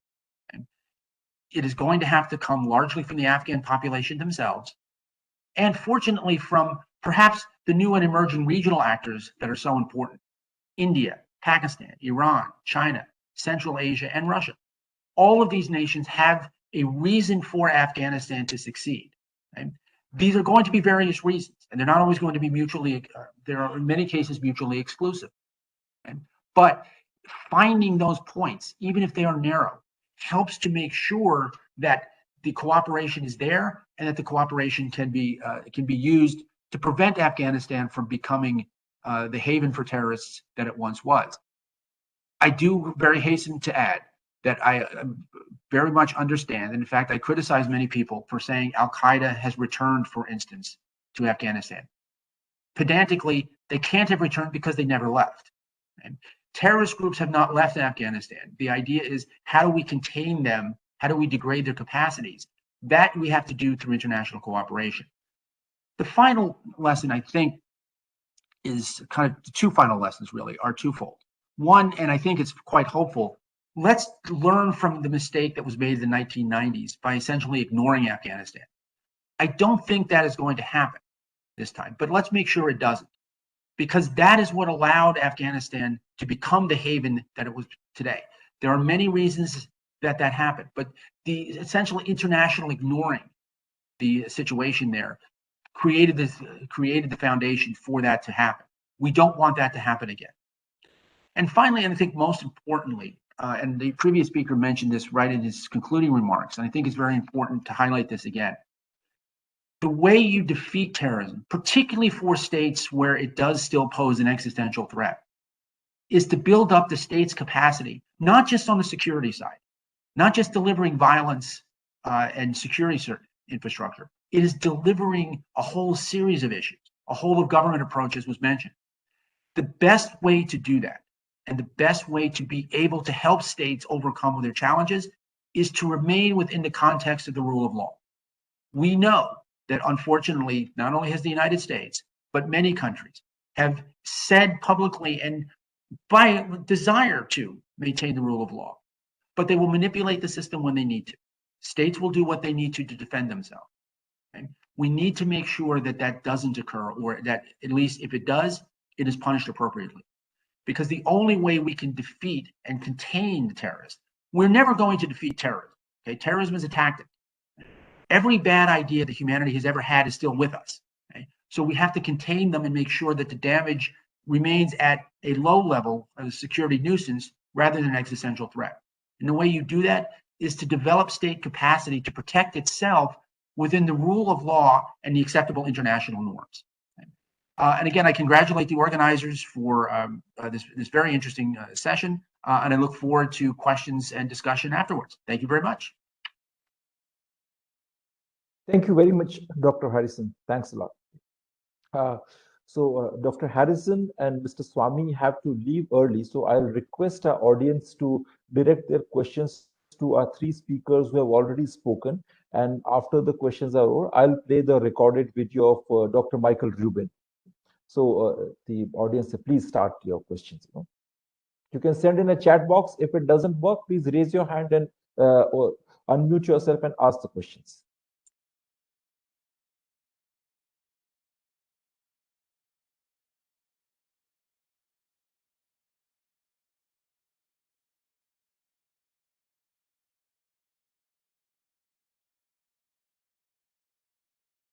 And I'm sorry, do you want us to directly answer the questions, or that may come up, or are you going to sort of be moderating for us? I just want to make sure I have the logistics understood.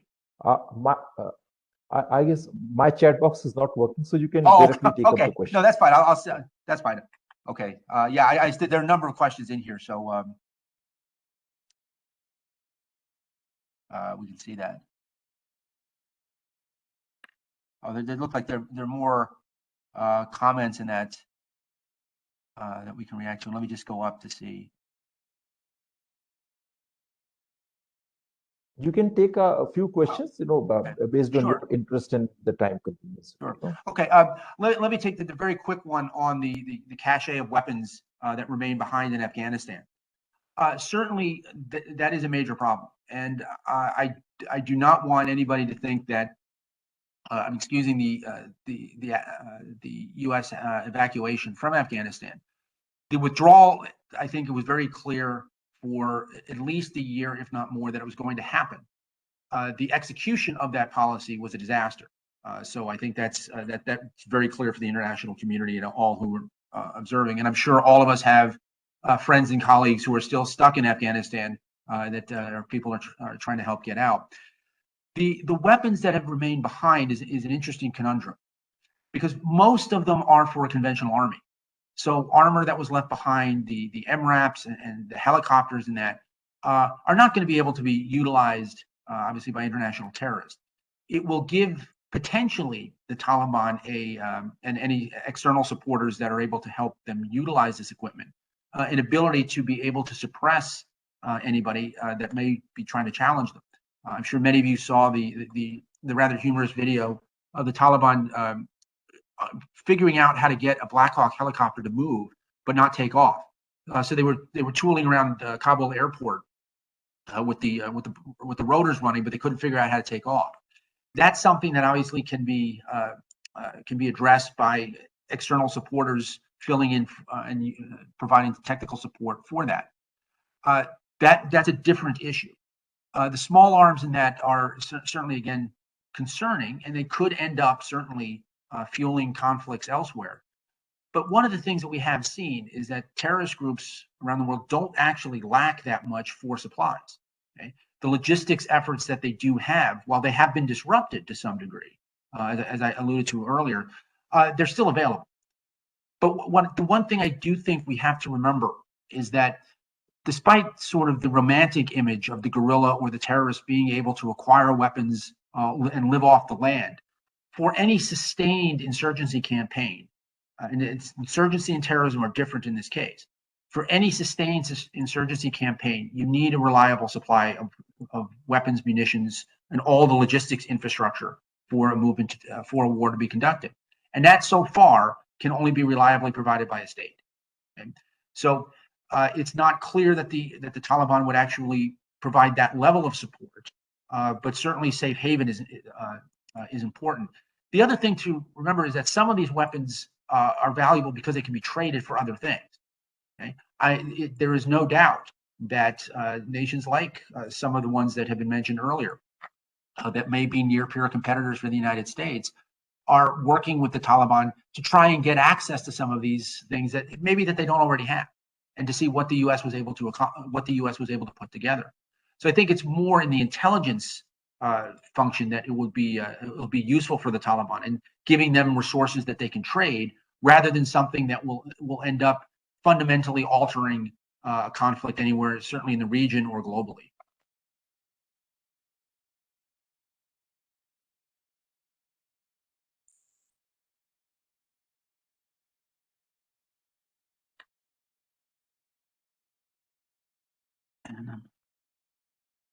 And I think most of the comments, it seems, and questions are for other members of the panel. So I am certainly very happy to let me just make sure. Dr. Harrison, I have a question for you. Sure. Dr. Harrison. Yes. So with this spreading radicalization, we come across this challenge of lone wolf terrorism. So that's a big challenge for the intelligence agencies. So what do you think? I mean, how do we tackle that? Like, if there's some random man in some corner or street of the city is planning to do something, with a motor vehicle or with a crude weapon. So how do intelligence agencies tackle that part? That's a very good question. Second question. No, it's a very good question. And very briefly, how I like to kind of see terrorism is on three levels. One is you have people who are members of an organization. They're an organized cell that are connected and directed by the terrorist organization. Then what you have semi-independent or semi-linked cells, where some members of the cell will have connection with the overarching organization. Think of the 7/7 attacks in London, where not every member of the cell was even known to Al Qaeda, but they were the leadership of it was, and they had the connections back. Okay, those two are groups that can be picked up by intelligence, and in fact, in many cases, we know plots that were. Because they leave a signature. Okay? There are independent cells where there are individuals who are organized around an ideology, but are not actually members of a known group. And for sort of a non-radical Islamist example, I would use the Oklahoma City bombers in the United States, where they were far-right ideologues, but in fact, they were not members of any group because several groups said, "You're too radical for us," and sort of excluded them. Okay. They don't leave a very big footprint. You're absolutely correct, and it's almost impossible to detect them. The lone wolves, it's interesting because it's not always clear that these individuals are mentally balanced, so they may latch onto something. But it is very, very difficult to identify these groups because the signature that they leave, the footprint that they leave for intelligence to detect, is almost non-existent. Yes, many of these individuals we hear after every major attack, the attacker was known to the law enforcement and intelligence. And that means that they showed up on a number of investigations, but they were never central to it. Unfortunately, there are many of those people, and you can't really address that. The good news about the semi-linked, the independent, and the lone wolves is that it is very unlikely that they are going to be able to acquire the skill sets and the weapons to be able to conduct an attack that is anything other than, again, what I sort of call a security nuisance. They are not going to pose the same level of threat that cells that are either members or affiliated with a group. That said, we certainly saw in the lone wolf attack in Canada, where the individual almost was able to access the Canadian cabinet, which would have obviously had a major political impact there. But fortunately, those types of individuals are very, very rare. And the skill sets and the attacks that they have don't leave the footprint to be detected, but they're also not the same level of threat.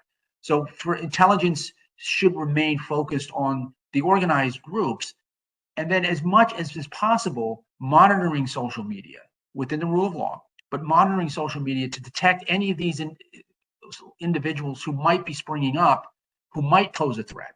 But again, unfortunately, as some of you may have heard, depending on how you count them, there may be as many as 3,000 to 5,000 people who are under active investigation in the United Kingdom alone for terrorist plots.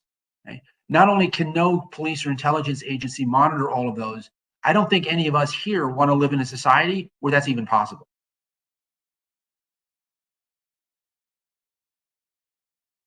Thank you very much, Dr. Harrison. Just one more question. Sure. So we see that ISKP has emerged as a potent factor in Pakistan, okay, and Afghanistan, Pakistan. I mean, to a large extent, I also, give the courtesy to credit to Pakistan's intelligence establishment for that. ISIS is also reorganizing itself in Sahel region in Africa. Mhm. So given these things, do you see any possibility of Al-Qaeda uniting with ISIS or some kind of synergizing their efforts? It's an excellent question, and it's been one of the discussions certainly within the academic and I'm sure intelligence community as well. How is the divide between Daesh and Al-Qaeda real, or is it just at sort of the leadership level, but on the operational and tactical level, there's interaction? We certainly know in the past there has been. It's unlikely, at least on one level in Afghanistan specifically, because it appears at least that Daesh operating in Khorasan region is trying to establish itself as an independent actor and as a catch-all for any radical who is trying to break with the Taliban. And so, and I know there have been allegations for many quarters that Daesh Khorasan is either a front for the Taliban, is under control of the Taliban, is under control of external intelligence agencies. All of this may be true, and it may not really matter. Right? the idea is that they are certainly looking to achieve their own objective, which is separate and apart from anything that the Taliban wants. And it doesn't appear, at least, that the Taliban and Al-Qaeda will come together in anything more than perhaps an occasional tactical alliance. And largely because even Daesh itself, as I alluded to briefly earlier, is having a deep ideological debate over the use and then the consequences of using the term takfiri. Okay? And I don't pretend to be a theologian, so we won't go down the interesting hole here. But the idea is this deep ideological division within the Daesh itself has made it very difficult for the organization to be able to respond to the external threats that they were facing. Yes, they are beginning to come back in play. Again, they didn't never, but they are beginning to reassert themselves in Iraq and Syria and a few other places. But they are still a group that has been greatly diminished. They are a group that has to figure out over the long haul, are they going to be able to control territory again, or are they going to remain a terrorist group for the long haul? They are much more comfortable with conducting frequent but low levels of violence than Al-Qaeda. And I think that is, even strategically, makes it quite difficult for them to operate. And again, it does give us an advantage in the international community. Because Al-Qaeda wants to do the dramatic attack, they want to be able to do mass casualty attacks, they leave an incredibly large footprint to be followed. Daesh is willing to accept lone wolves, people who will swear bayat to them just before an attack. They're willing to do this so that they can continue to operate. But it makes it more difficult for them not only to control their message, but perhaps to even develop a coherent strategy for the use of their violence. And again, this is something that maybe much more beneficial than I oftentimes think we in the analytic community realize.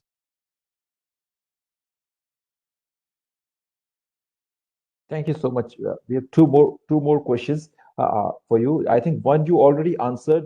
That's about the overground workers associated with the potential lone wolves that could pose serious security challenges.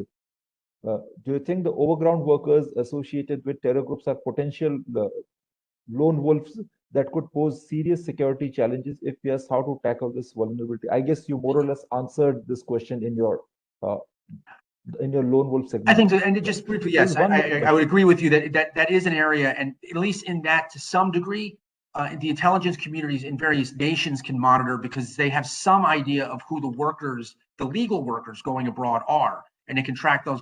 They can track to some degree those coming back. So it's a slightly different threat, but it is one that is very difficult. Can I ask a question? One last question for you. Yeah, sure. Yes, sir. Please. Thank you very much, Mr. Harrison, for that excellent presentation. Though I'm a little unable to share your optimism about all the achievements that you have narrated of all the counterterrorism efforts in the last few decades. I think the terrorism scene has become very complex, and we should not measure terrorism only by the number of deaths or killings, but the impact that it creates on societies, on politics, as Mr. Swami mentioned, that we almost went into a regional crisis by that just one terror attack. And of course, 9/11 attack was just one attack, but look what it brought in its wake. So I think terrorism, though it may not be existential threat, but it will remain an extremely important aspect of national, regional, and international security. But yes, I think I agree with your general conclusions, because these have been drawn from the point of view of intelligence and counterterrorism. Yes, there have been successes, and that is probably the only tool that we have today to deal with terrorism. Whole of government approach, etc. Yes, it is good in theory, but it does not always work out because of the complexities. But my question to you is about what is your readout on Lashkar-e-Taiba, Jaish-e-Mohammed, and the Tehreek-e-Taliban Pakistan? Particularly the last one, we see that now TTP is rising, and it is already some kind of negotiations are going on between Pakistan and TTP. But do you think TTP will grow and will with the support of the Taliban? And the Haqqani group is, I mean, Taliban is nothing today but a terrorist government supported by and dominated by the Haqqani group, which, as you know, is a leading terrorist group, and as Americans have learned. So, what is your view, readout on assessment on these groups? Thank you for the excellent question. And let me just very briefly start. Please don't read any of my comments as saying that terrorism is not important. It is. And I think the fact that the international community seems to be trying to shift away from this, and the United States is doing exactly what it did at the end of the Vietnam War. We're never going to deal with insurgency again. We're never going to deal with terrorism again. We're going to focus on the fight we want. That rarely happens in the international community. So we need to keep focus on that. So thank you for providing me that opportunity to clarify. The TTP is I think is a fascinating question here, because for so long, and I don't think anybody believes that the Taliban and the Afghan Taliban and the TTP are separate entities in the sense that they're not deeply intermeshed. They have different goals and objectives, certainly. But it's been a big test for the Taliban on, are you really committed? And I'm not sure anybody, the international community, really believe this, but are you committed to the promises that you made in Doha? That amongst other things, you will not allow your territory to be used for supporting terrorist groups. If certainly the allegations are largely true, that certainly external intelligence agencies have been quite intimately involved with the forming and supporting of the Taliban. And if those agencies had basically demanded that the Taliban turn over members of the TTP, the Pakistani government certainly was very public about this. And the Taliban is saying, no, we're not really interested in that. Okay?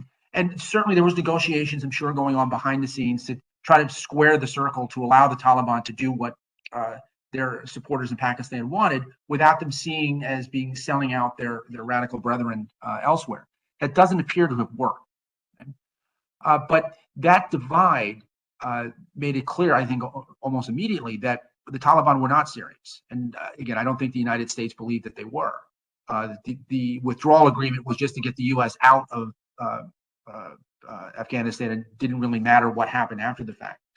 But the broader question for South Asia is, of course, is very important, and not just the TTP, but Jaish Mohammed and LET and others that you have mentioned. That the reason that the concern is there is because we've seen what happened in the 1990s. Violence is sort of wound down in Afghanistan, and what happened? Many of those foreign fighters just shifted over. They weren't necessarily, they were foreign to Afghanistan, but they shifted over to other conflicts. And the question is, how many of these will go into an area? And it was very interesting to hear one of our earlier participants that the violence has dropped down quite a bit in Kashmir. There are a number of reasons for that, but the open question is, will that change now that these fighters have essentially been released, if you will, and where are they going to go? And we saw what happened in the 1990s. There's no reason to believe that it won't happen again. The level of that and the international involvement may be different, but it is a very big concern. And these groups, of course, have now feel emboldened. They beat a superpower. They have gained a tremendous amount of practical combat experience that they can go in, and the skill sets that they learned in Afghanistan, while they may not be able to be transmitted to Paris or Berlin, they are much more easily transferable to a place like Kashmir. There has been a long-term insurgency going on. There is an infrastructure to support that type of thing. Whatever the state of it is now is not as important as it is that it exists and that it can be utilized. So I certainly share all of the speakers' concerns that South Asia remains one of those places that is of major importance. I don't think terrorism as an independent actor is an existential threat to India. It poses a strategic threat, there is no doubt, and it can potentially spark a wider conflict, there is no doubt.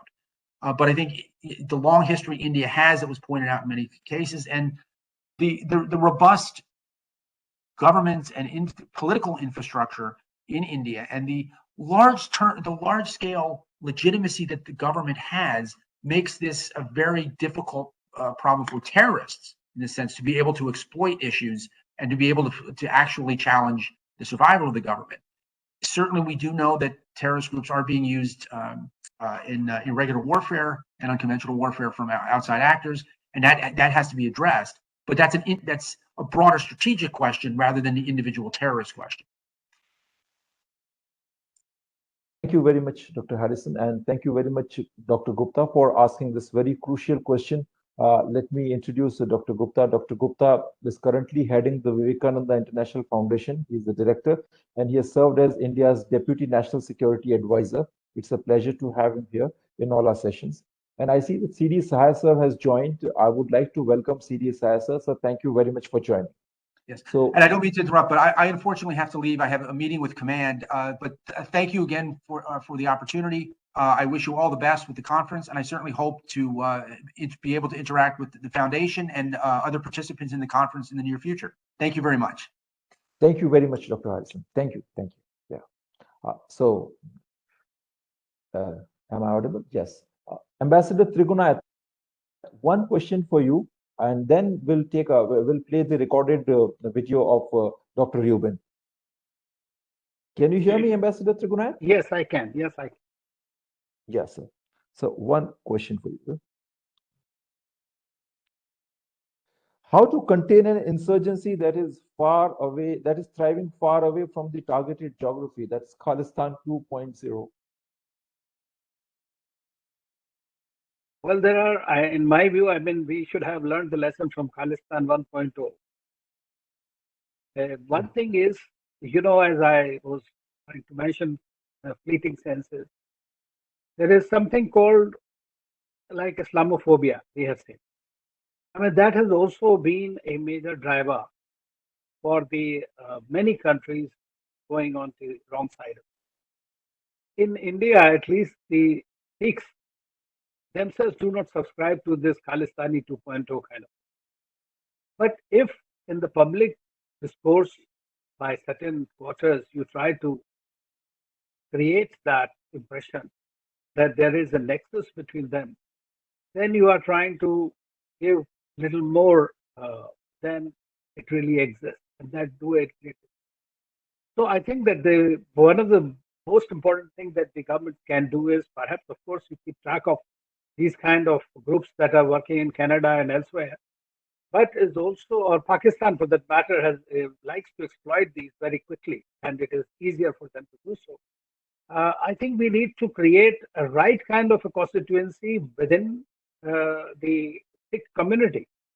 Who should stand up to it? They are the ones who denigrate anything that happens. I mean, for example, just last week, what happened is we have seen Prime Minister's, you know, the motorcade, there, I mean, security, and that. This could have been easily made into a major problem. But the group that from UK wrote was the Sikhs who wrote about this.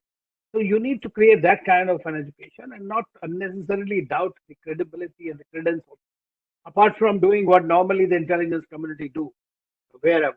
And some friendly governments. I mean, we have seen what happened. I mean, they thrive in Canada and the US and elsewhere and UK.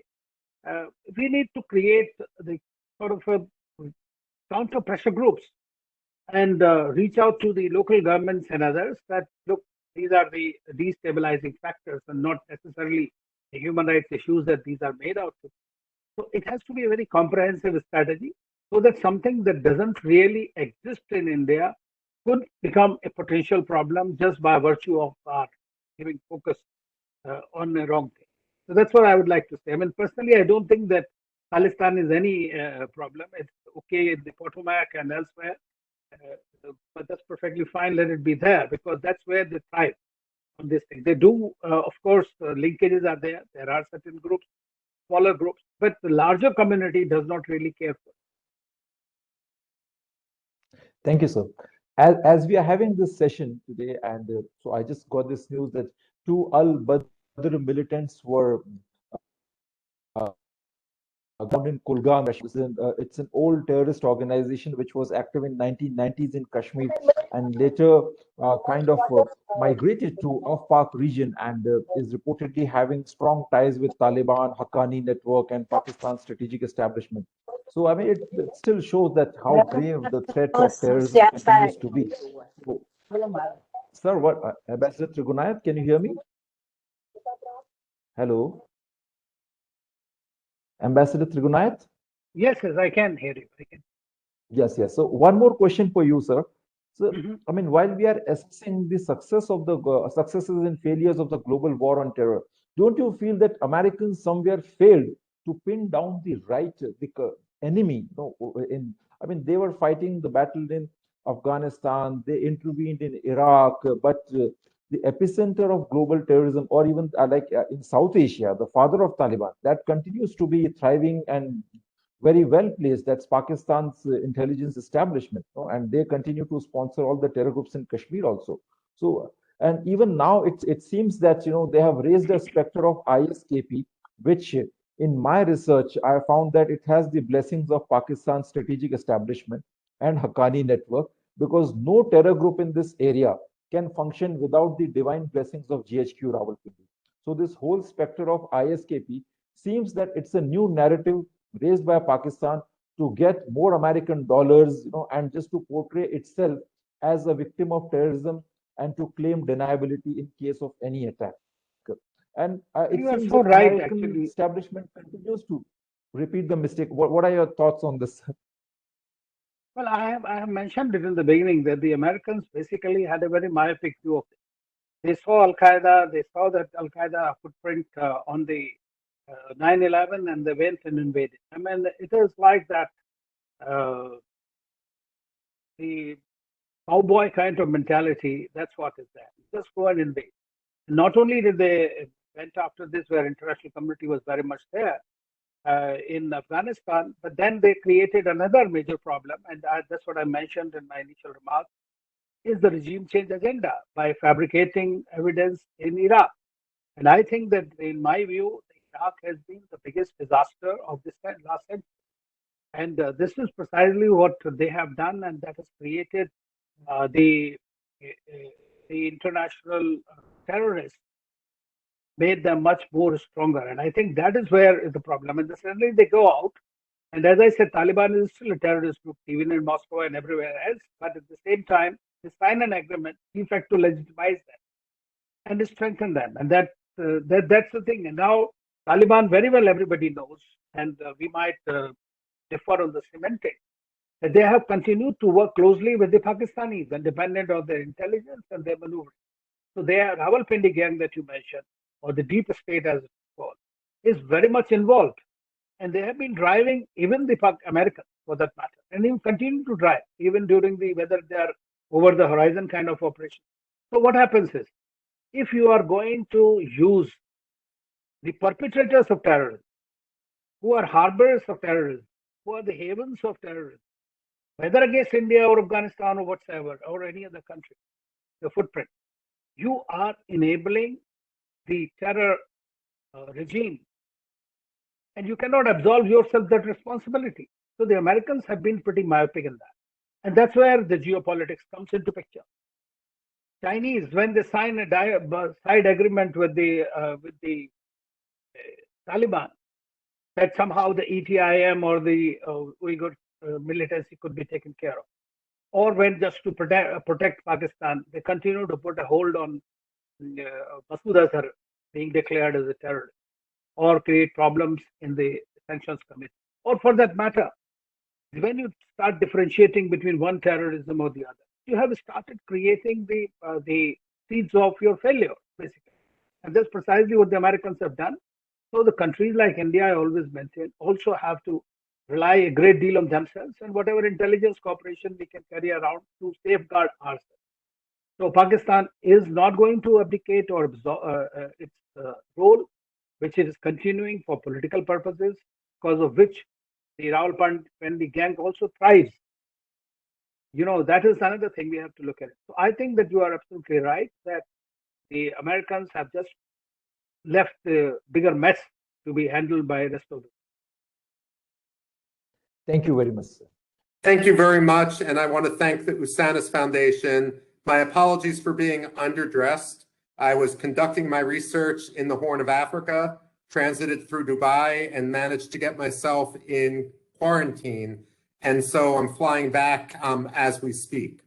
And so I wanted to pre-record my remarks. So I want to thank you for your flexibility and my apologies for not wearing my coat and tie. At any rate, when we look back on 20 years since the global war on terrorism, I think at best, if we're going to be optimistic, we can say that it's been a very mixed bag. You know, Winston Churchill had a quote or a quip about Americans. What he said is Americans always do the right thing. You just try everything else first. And when it comes to the global war on terrorism in the history of the last 20 years, I think Winston Churchill certainly spoke truthfully. If we look back at the wars in Iraq, Afghanistan and Iraq, the United States made a lot of mistakes. And it would be dishonest for anyone to suggest that looking back on what occurred, that we shouldn't have done things differently.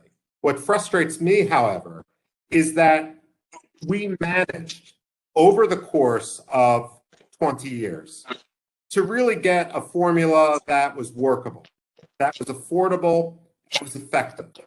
So while I'm not critical of the decision to engage militarily in Afghanistan, or for that matter, in Iraq, I am very critical about the amount of money which we spent in terms of nation building. More than 90% of the blood and treasure spent occurred in this nation building phase, and a lot of it we don't have much to show for it. Oftentimes, the lesson which Washington needs to learn is you can't judge success. You can't use amounts of money spent as a metric. It might work in Washington boardrooms. It doesn't work much more broadly than that. There have to be much better metrics. Now, for defenders of the US role in the global war on terrorism, especially for critics of President Joe Biden's decision to withdraw from Afghanistan, what the talking point is that the United States didn't suffer any major attacks on the homeland. And that's true in the 20 years since 9/11. The question, however, is whether we could have achieved that for much less investment in terms of money. And the reason why I focus on the level of investment is simply an issue of sustainability. Again, however, over the last 5 years, and perhaps over the last 10 years in Iraq, we really have hit the golden zone in which we don't really spend much money, and yet we were able to achieve a great deal. So, for example, up until President Joe Biden withdrew from Afghanistan, we didn't spend much more in Afghanistan on a per year basis than we do in terms of our presence in Germany or Japan or South Korea. What some critics in the United States dismiss as forever wars is really just a different phrasing for what we think, what has traditionally been discussed in terms of containment and deterrence. Now, here's my fear. The reverberations of the decisions we have made now, we can't even begin to imagine. Now, I'm a historian by training, which means I get paid to predict the past. And my critics would say I only get that right about half the time. But if we look back into the mid-1980s, of course, the United States became involved in a peacekeeping mission in Lebanon in 1983. And in the course of that peacekeeping mission, we suffered horrendous casualties when a precursor to the Lebanese Hezbollah group attacked the American Marine barracks, killing 243. They also attacked the French and the Italians, and they've attacked the American embassy and the French embassy as well. Now, Ronald Reagan in 1985 decided to withdraw from Beirut. What he never imagined was that the young scion of a construction family in Saudi Arabia would look at the US withdrawal from Beirut and conclude that this showed that the United States was vulnerable and that terrorism could work. And so, of course, In the subsequent years, we had Osama bin Laden declare war on America in 1996. We had him attack, or his group attack the United States embassies in Kenya and Tanzania. And then, of course, we had the 9/11 attacks. And this was all motivated in large part by the fact that the United States was perceived to have withdrawn under fire. The same thing is true after the so-called Black Hawk Down episode in Somalia. Now, when we look at the US withdrawal from Afghanistan, the United States has a mindset that has really grown up and is ingrained in the United States over the 19th century and into the early 20th century, that the United States could be isolated. After all, we had two oceans to defend us from what was going on in continental Europe, which was where our major concerns were, or for that matter, with regard to East Asia. Now, the world wars, especially the attack on Pearl Harbor in 1941, really shook a generation, what's often referred to as the greatest generation in the United States, that came to understand that the United States couldn't sit so isolated.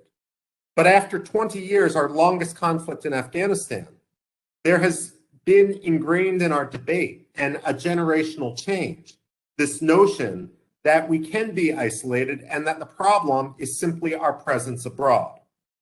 Now, the biggest political difference between right and left when it comes to national security in the United States, I believe, is that the left tends to always demonize power, where the right sees that power can be used for either good or for bad.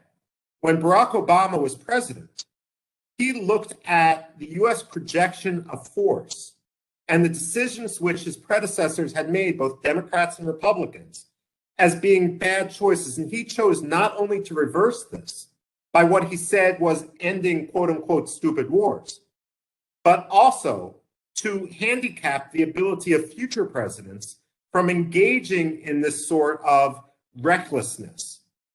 Now, he basically saw the projection of military force as an arrow in our quiver in which to engage in wars of choice. I would argue that in reality, the projection of American military force was a finger in the dike that was preventing a deluge of chaos. And when you do have a deluge of chaos, it's seldom the forces of altruism which fill the vacuum. And that's what we're seeing now as the United States unilaterally withdraws from this global war on terrorism. What we're seeing is not the United Nations or democracies filling this vacuum. What we're rather seeing are countries like China or the Islamic Republic of Iran or groups or Russia or groups like the Islamic State try to fill this vacuum.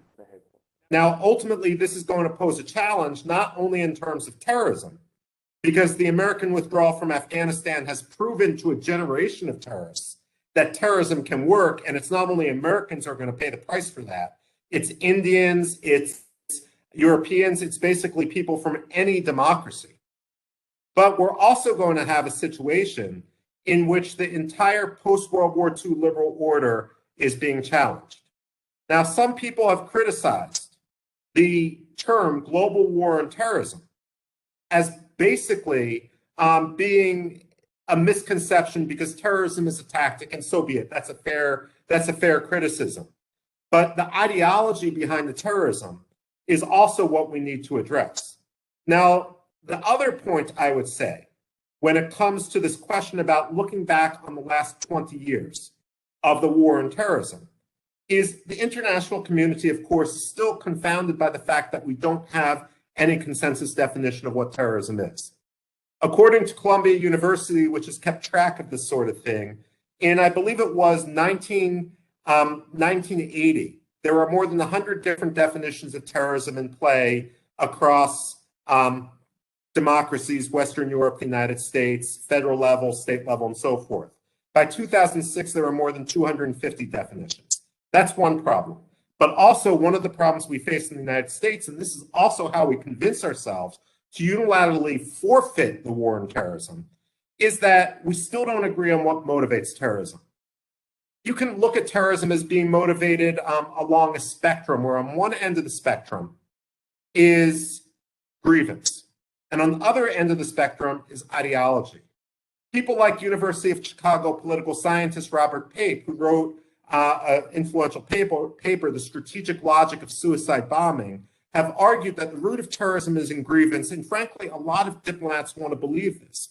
Because if terrorism is rooted in grievance, then you can resolve the grievance and the terrorism will go away. Unfortunately, I don't think that's realistic. While there are some people that might be motivated by grievance, there are some true ideologues out there. And it's impossible to simply buy off or bribe away through diplomacy, through concessions or whatever, those ideologues. And that's still the problem which we face today. And unfortunately, we're going to continue to face it, compounded by the fact that the United States, through our reckless withdrawal from Afghanistan, has incentivized future generations of terrorism. And so, unfortunately, I'm ending this on a rather pessimistic note. At the very best, I think we can say that the global war on terrorism of the last 20 years was a mixed bag. There were some successes, there were a lot of mistakes. There hasn't been a lot of attention on lessons learned, which is why I'm so grateful to the Usanas Foundation for having this seminar. And I look forward to engaging now and in the future. Thank you.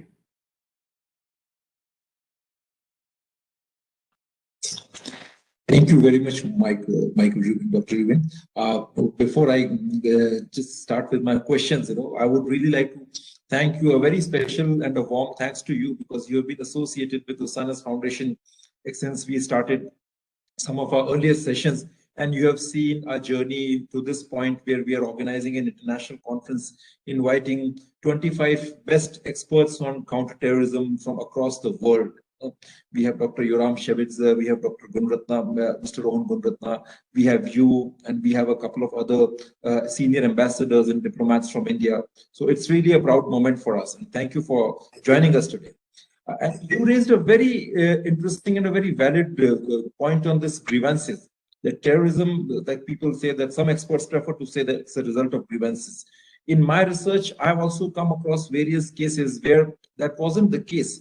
For instance, Kerala is one of the richest states of India.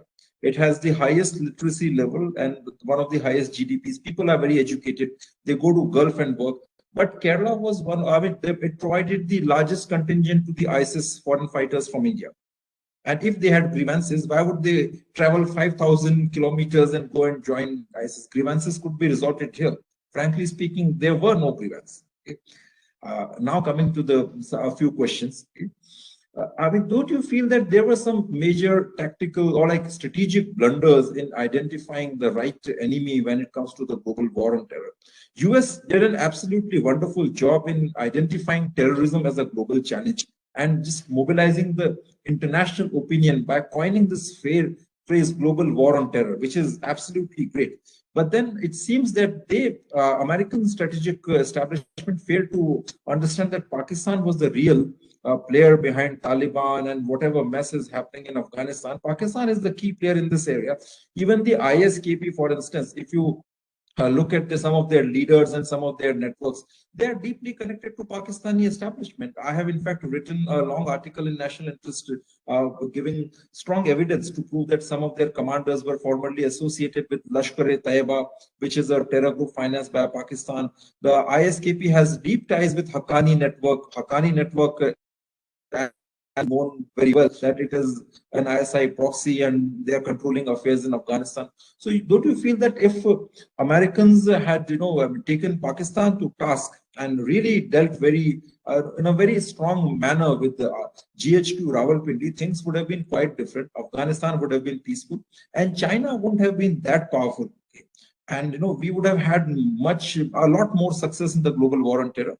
I actually agree with you. First, before I address the Pakistan issue, when I teach this material with regard to your comments with regard to Kerala, what I often say is if you actually just want to look at the data, and of course I say this a bit with tongue in cheek, but if you want to look at the data, then the best way to conduct counterterrorism is to keep people poor and stupid.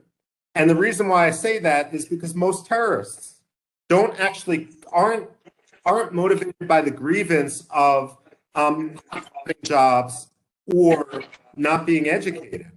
most of them actually, and we see this with the 9/11 hijackers, for example, are actually from the educated middle class. And some of the complexity here is because where are terrorists actually recruited from? Oftentimes they're recruited in school. And if you're in school, and if you have this ability not to have to focus all your time on subsistence, then ultimately you can engage in some of this ideological, if you have ideological rabbit hole, you have sort of that luxury, and it's just something which we have to address. This is where this notion of countering violent extremism comes in, although too often that's, in the United States at least, a little bit of a snake oil issue in which a lot of people try to collect money, but very few people are effective. Now, with regard to your question, it was a lengthy question about Pakistan and whether the United States could have done better there, but as a simple answer, yes, of course. Too often, the United States tends to calibrate our policy towards the wishful thinking of diplomats rather than the reality of evidence which is staring ourselves in the face. And this has certainly been the case when it's come to Pakistan. And part of the problem, of course, is we have an internal, if you will, pro-Pakistan lobby within the State Department of people who have spent their careers in Islamabad and Karachi and Peshawar and Lahore and so forth, or those who are engaged in wishful thinking. Frankly, I mean, as someone who goes from time to Islamabad, to Peshawar, I also think there's a great deal of wishful thinking inside Pakistani society itself, because ever since the 1970-1971 war and the independence of Bangladesh, the ISI and the Pakistani military specifically has become an engine for radicalization, as the Pakistani military has wanted to use the ideology of radical Islamism as a glue to hold a rather disparate society together, as a way to suppress sort of ethnic identity of all the different groups in Pakistan which resent Punjabi dominance. Now, you've got a situation in which when you're sitting, I mean, for those who've been to Islamabad, it's a lovely city. It's an artificial city that was built in the 1970s. It's a garden city. And when you're in this oasis, it's possible to forget what the rest of Pakistan is like. The same thing is true when you're in the Islamabad club inside Islamabad, where I used to meet former members of the ISI. I hear the same thing, although I've never been, about portions in neighborhoods in Karachi where the elites of Pakistani society won't mix, won't travel to certain regions of the cities in which they live. And so they have no idea about how the fire they started has actually shifted back to consume Pakistan itself. They may think that they can operationalize this radicalism, but Pakistan is ultimately going to be the victim for this. And frankly, Pakistan's not alone. Wherever we've seen countries use radical Islamism as a means to conduct foreign policy, what we've seen ultimately is blowback. This was the case in Saudi Arabia, where up until not 9/11, but up until the compound bombings in Riyadh, for example, in 2003, 2004, Saudi Arabia sponsored radicalism for export only. And then only when it hit the Saudi kingdom themselves did they realize they needed to stop. In 2007, the United States military confiscated a laptop in Sinjar in Iraq, and this became known as the Sinjar documents, which showed basically the underground railroad that was coming through Syria of suicide bombers into Iraq. And it was coming through Syria with the buy-in, and oftentimes with bribes paid to, Bashar al-Assad's government in Syria. But ultimately, of course, in 2011, this blew up in Bashar al-Assad's face when the radicals he was trying to operationalize started attacking Syria itself. Most recently, we've seen this with Recep Tayyip Erdogan in Turkey. I fear for Pakistan's future. I ultimately believe that the radicalism which Pakistan wants to direct towards India is ultimately going to destroy Pakistan first. Thank you. Thank you very much. Just two quick questions. So now there's this very, I would say, strong sense of discomfort in the Indian strategic establishment, because I think we cannot take this question. We just have one more question for Ambassador Trigunayat, so you have to just end this recording here. Ambassador Trigunayat, can you hear me? Yeah. Yes, I can. Sir, one last question for you, okay? And although it's a long question, but I'll request you for a quick and a short answer, okay, because we have another session beginning at 12. So right. It's as you yes. As you mentioned, the American failure was the seed of difference in good and bad terrorists. Has India not been doing the very same and longer than America with reference to the insurgent groups in Northeast of conditional fighting? So conditionally fighting some and calling SOO suspension of operations and or ceasefire with others, giving into the design of tactical pause for recuperation for those terrorist groups and fighting these groups again, also ceding into the demands of these violent groups to facilitate to the extent of breaking legally established states with reference to Assam and downplaying their role of chief minister in early Naga insurgency. So, I mean, it's a long question, but Yeah. You know, yes. This question is legitimate to some extent. Because see, your policies as far as counterterrorism and integration of these various groups are concerned also was dependent on several other factors, which were external factors. So I believe that India, when it says that it doesn't believe in good Taliban or bad Taliban, it meant that Taliban are Afghan and they are part of the system and they should follow the red lines and not cross them, and they should also follow the constitutional provisions and others. And that's what India's stance was. And what happens to these groups in Northeast that you mentioned is also the same. I mean, those who are willing to come, the talks are the first thing, the dialogue is the first thing. Adherence to the Indian Constitution and respect for it is something so that the integrity and sovereignty of the country is not compromised. But when you have the groups which are looking at insurgency, separatism, and others, obviously you need to deal with them at a different level. So those who come up with an idea that they are going to be an integral part of the federal constitution of India, I think that that's what is the difference. So the short, I think that is the difference between these two. Thank you very much, Ambassador Trigunayat. And with this, we come to the end of our first session of this conference. Our next session will begin at 12, and all the participants have joined. Mr. Madhav Nalapat sir will be chairing that session, and he will be introducing the panelists, but I'll introduce Madhav Nalapat sir. Madhav Nalapat sir is the editorial director of Sunday Guardian, and he is also the professor at Manipal University, and he is the advisory member of the advisory board of Usanas Foundation, and one of the most prolific writers on strategic affairs, and definitely personally he has been a great mentor. Welcome, Madhav sir. Okay.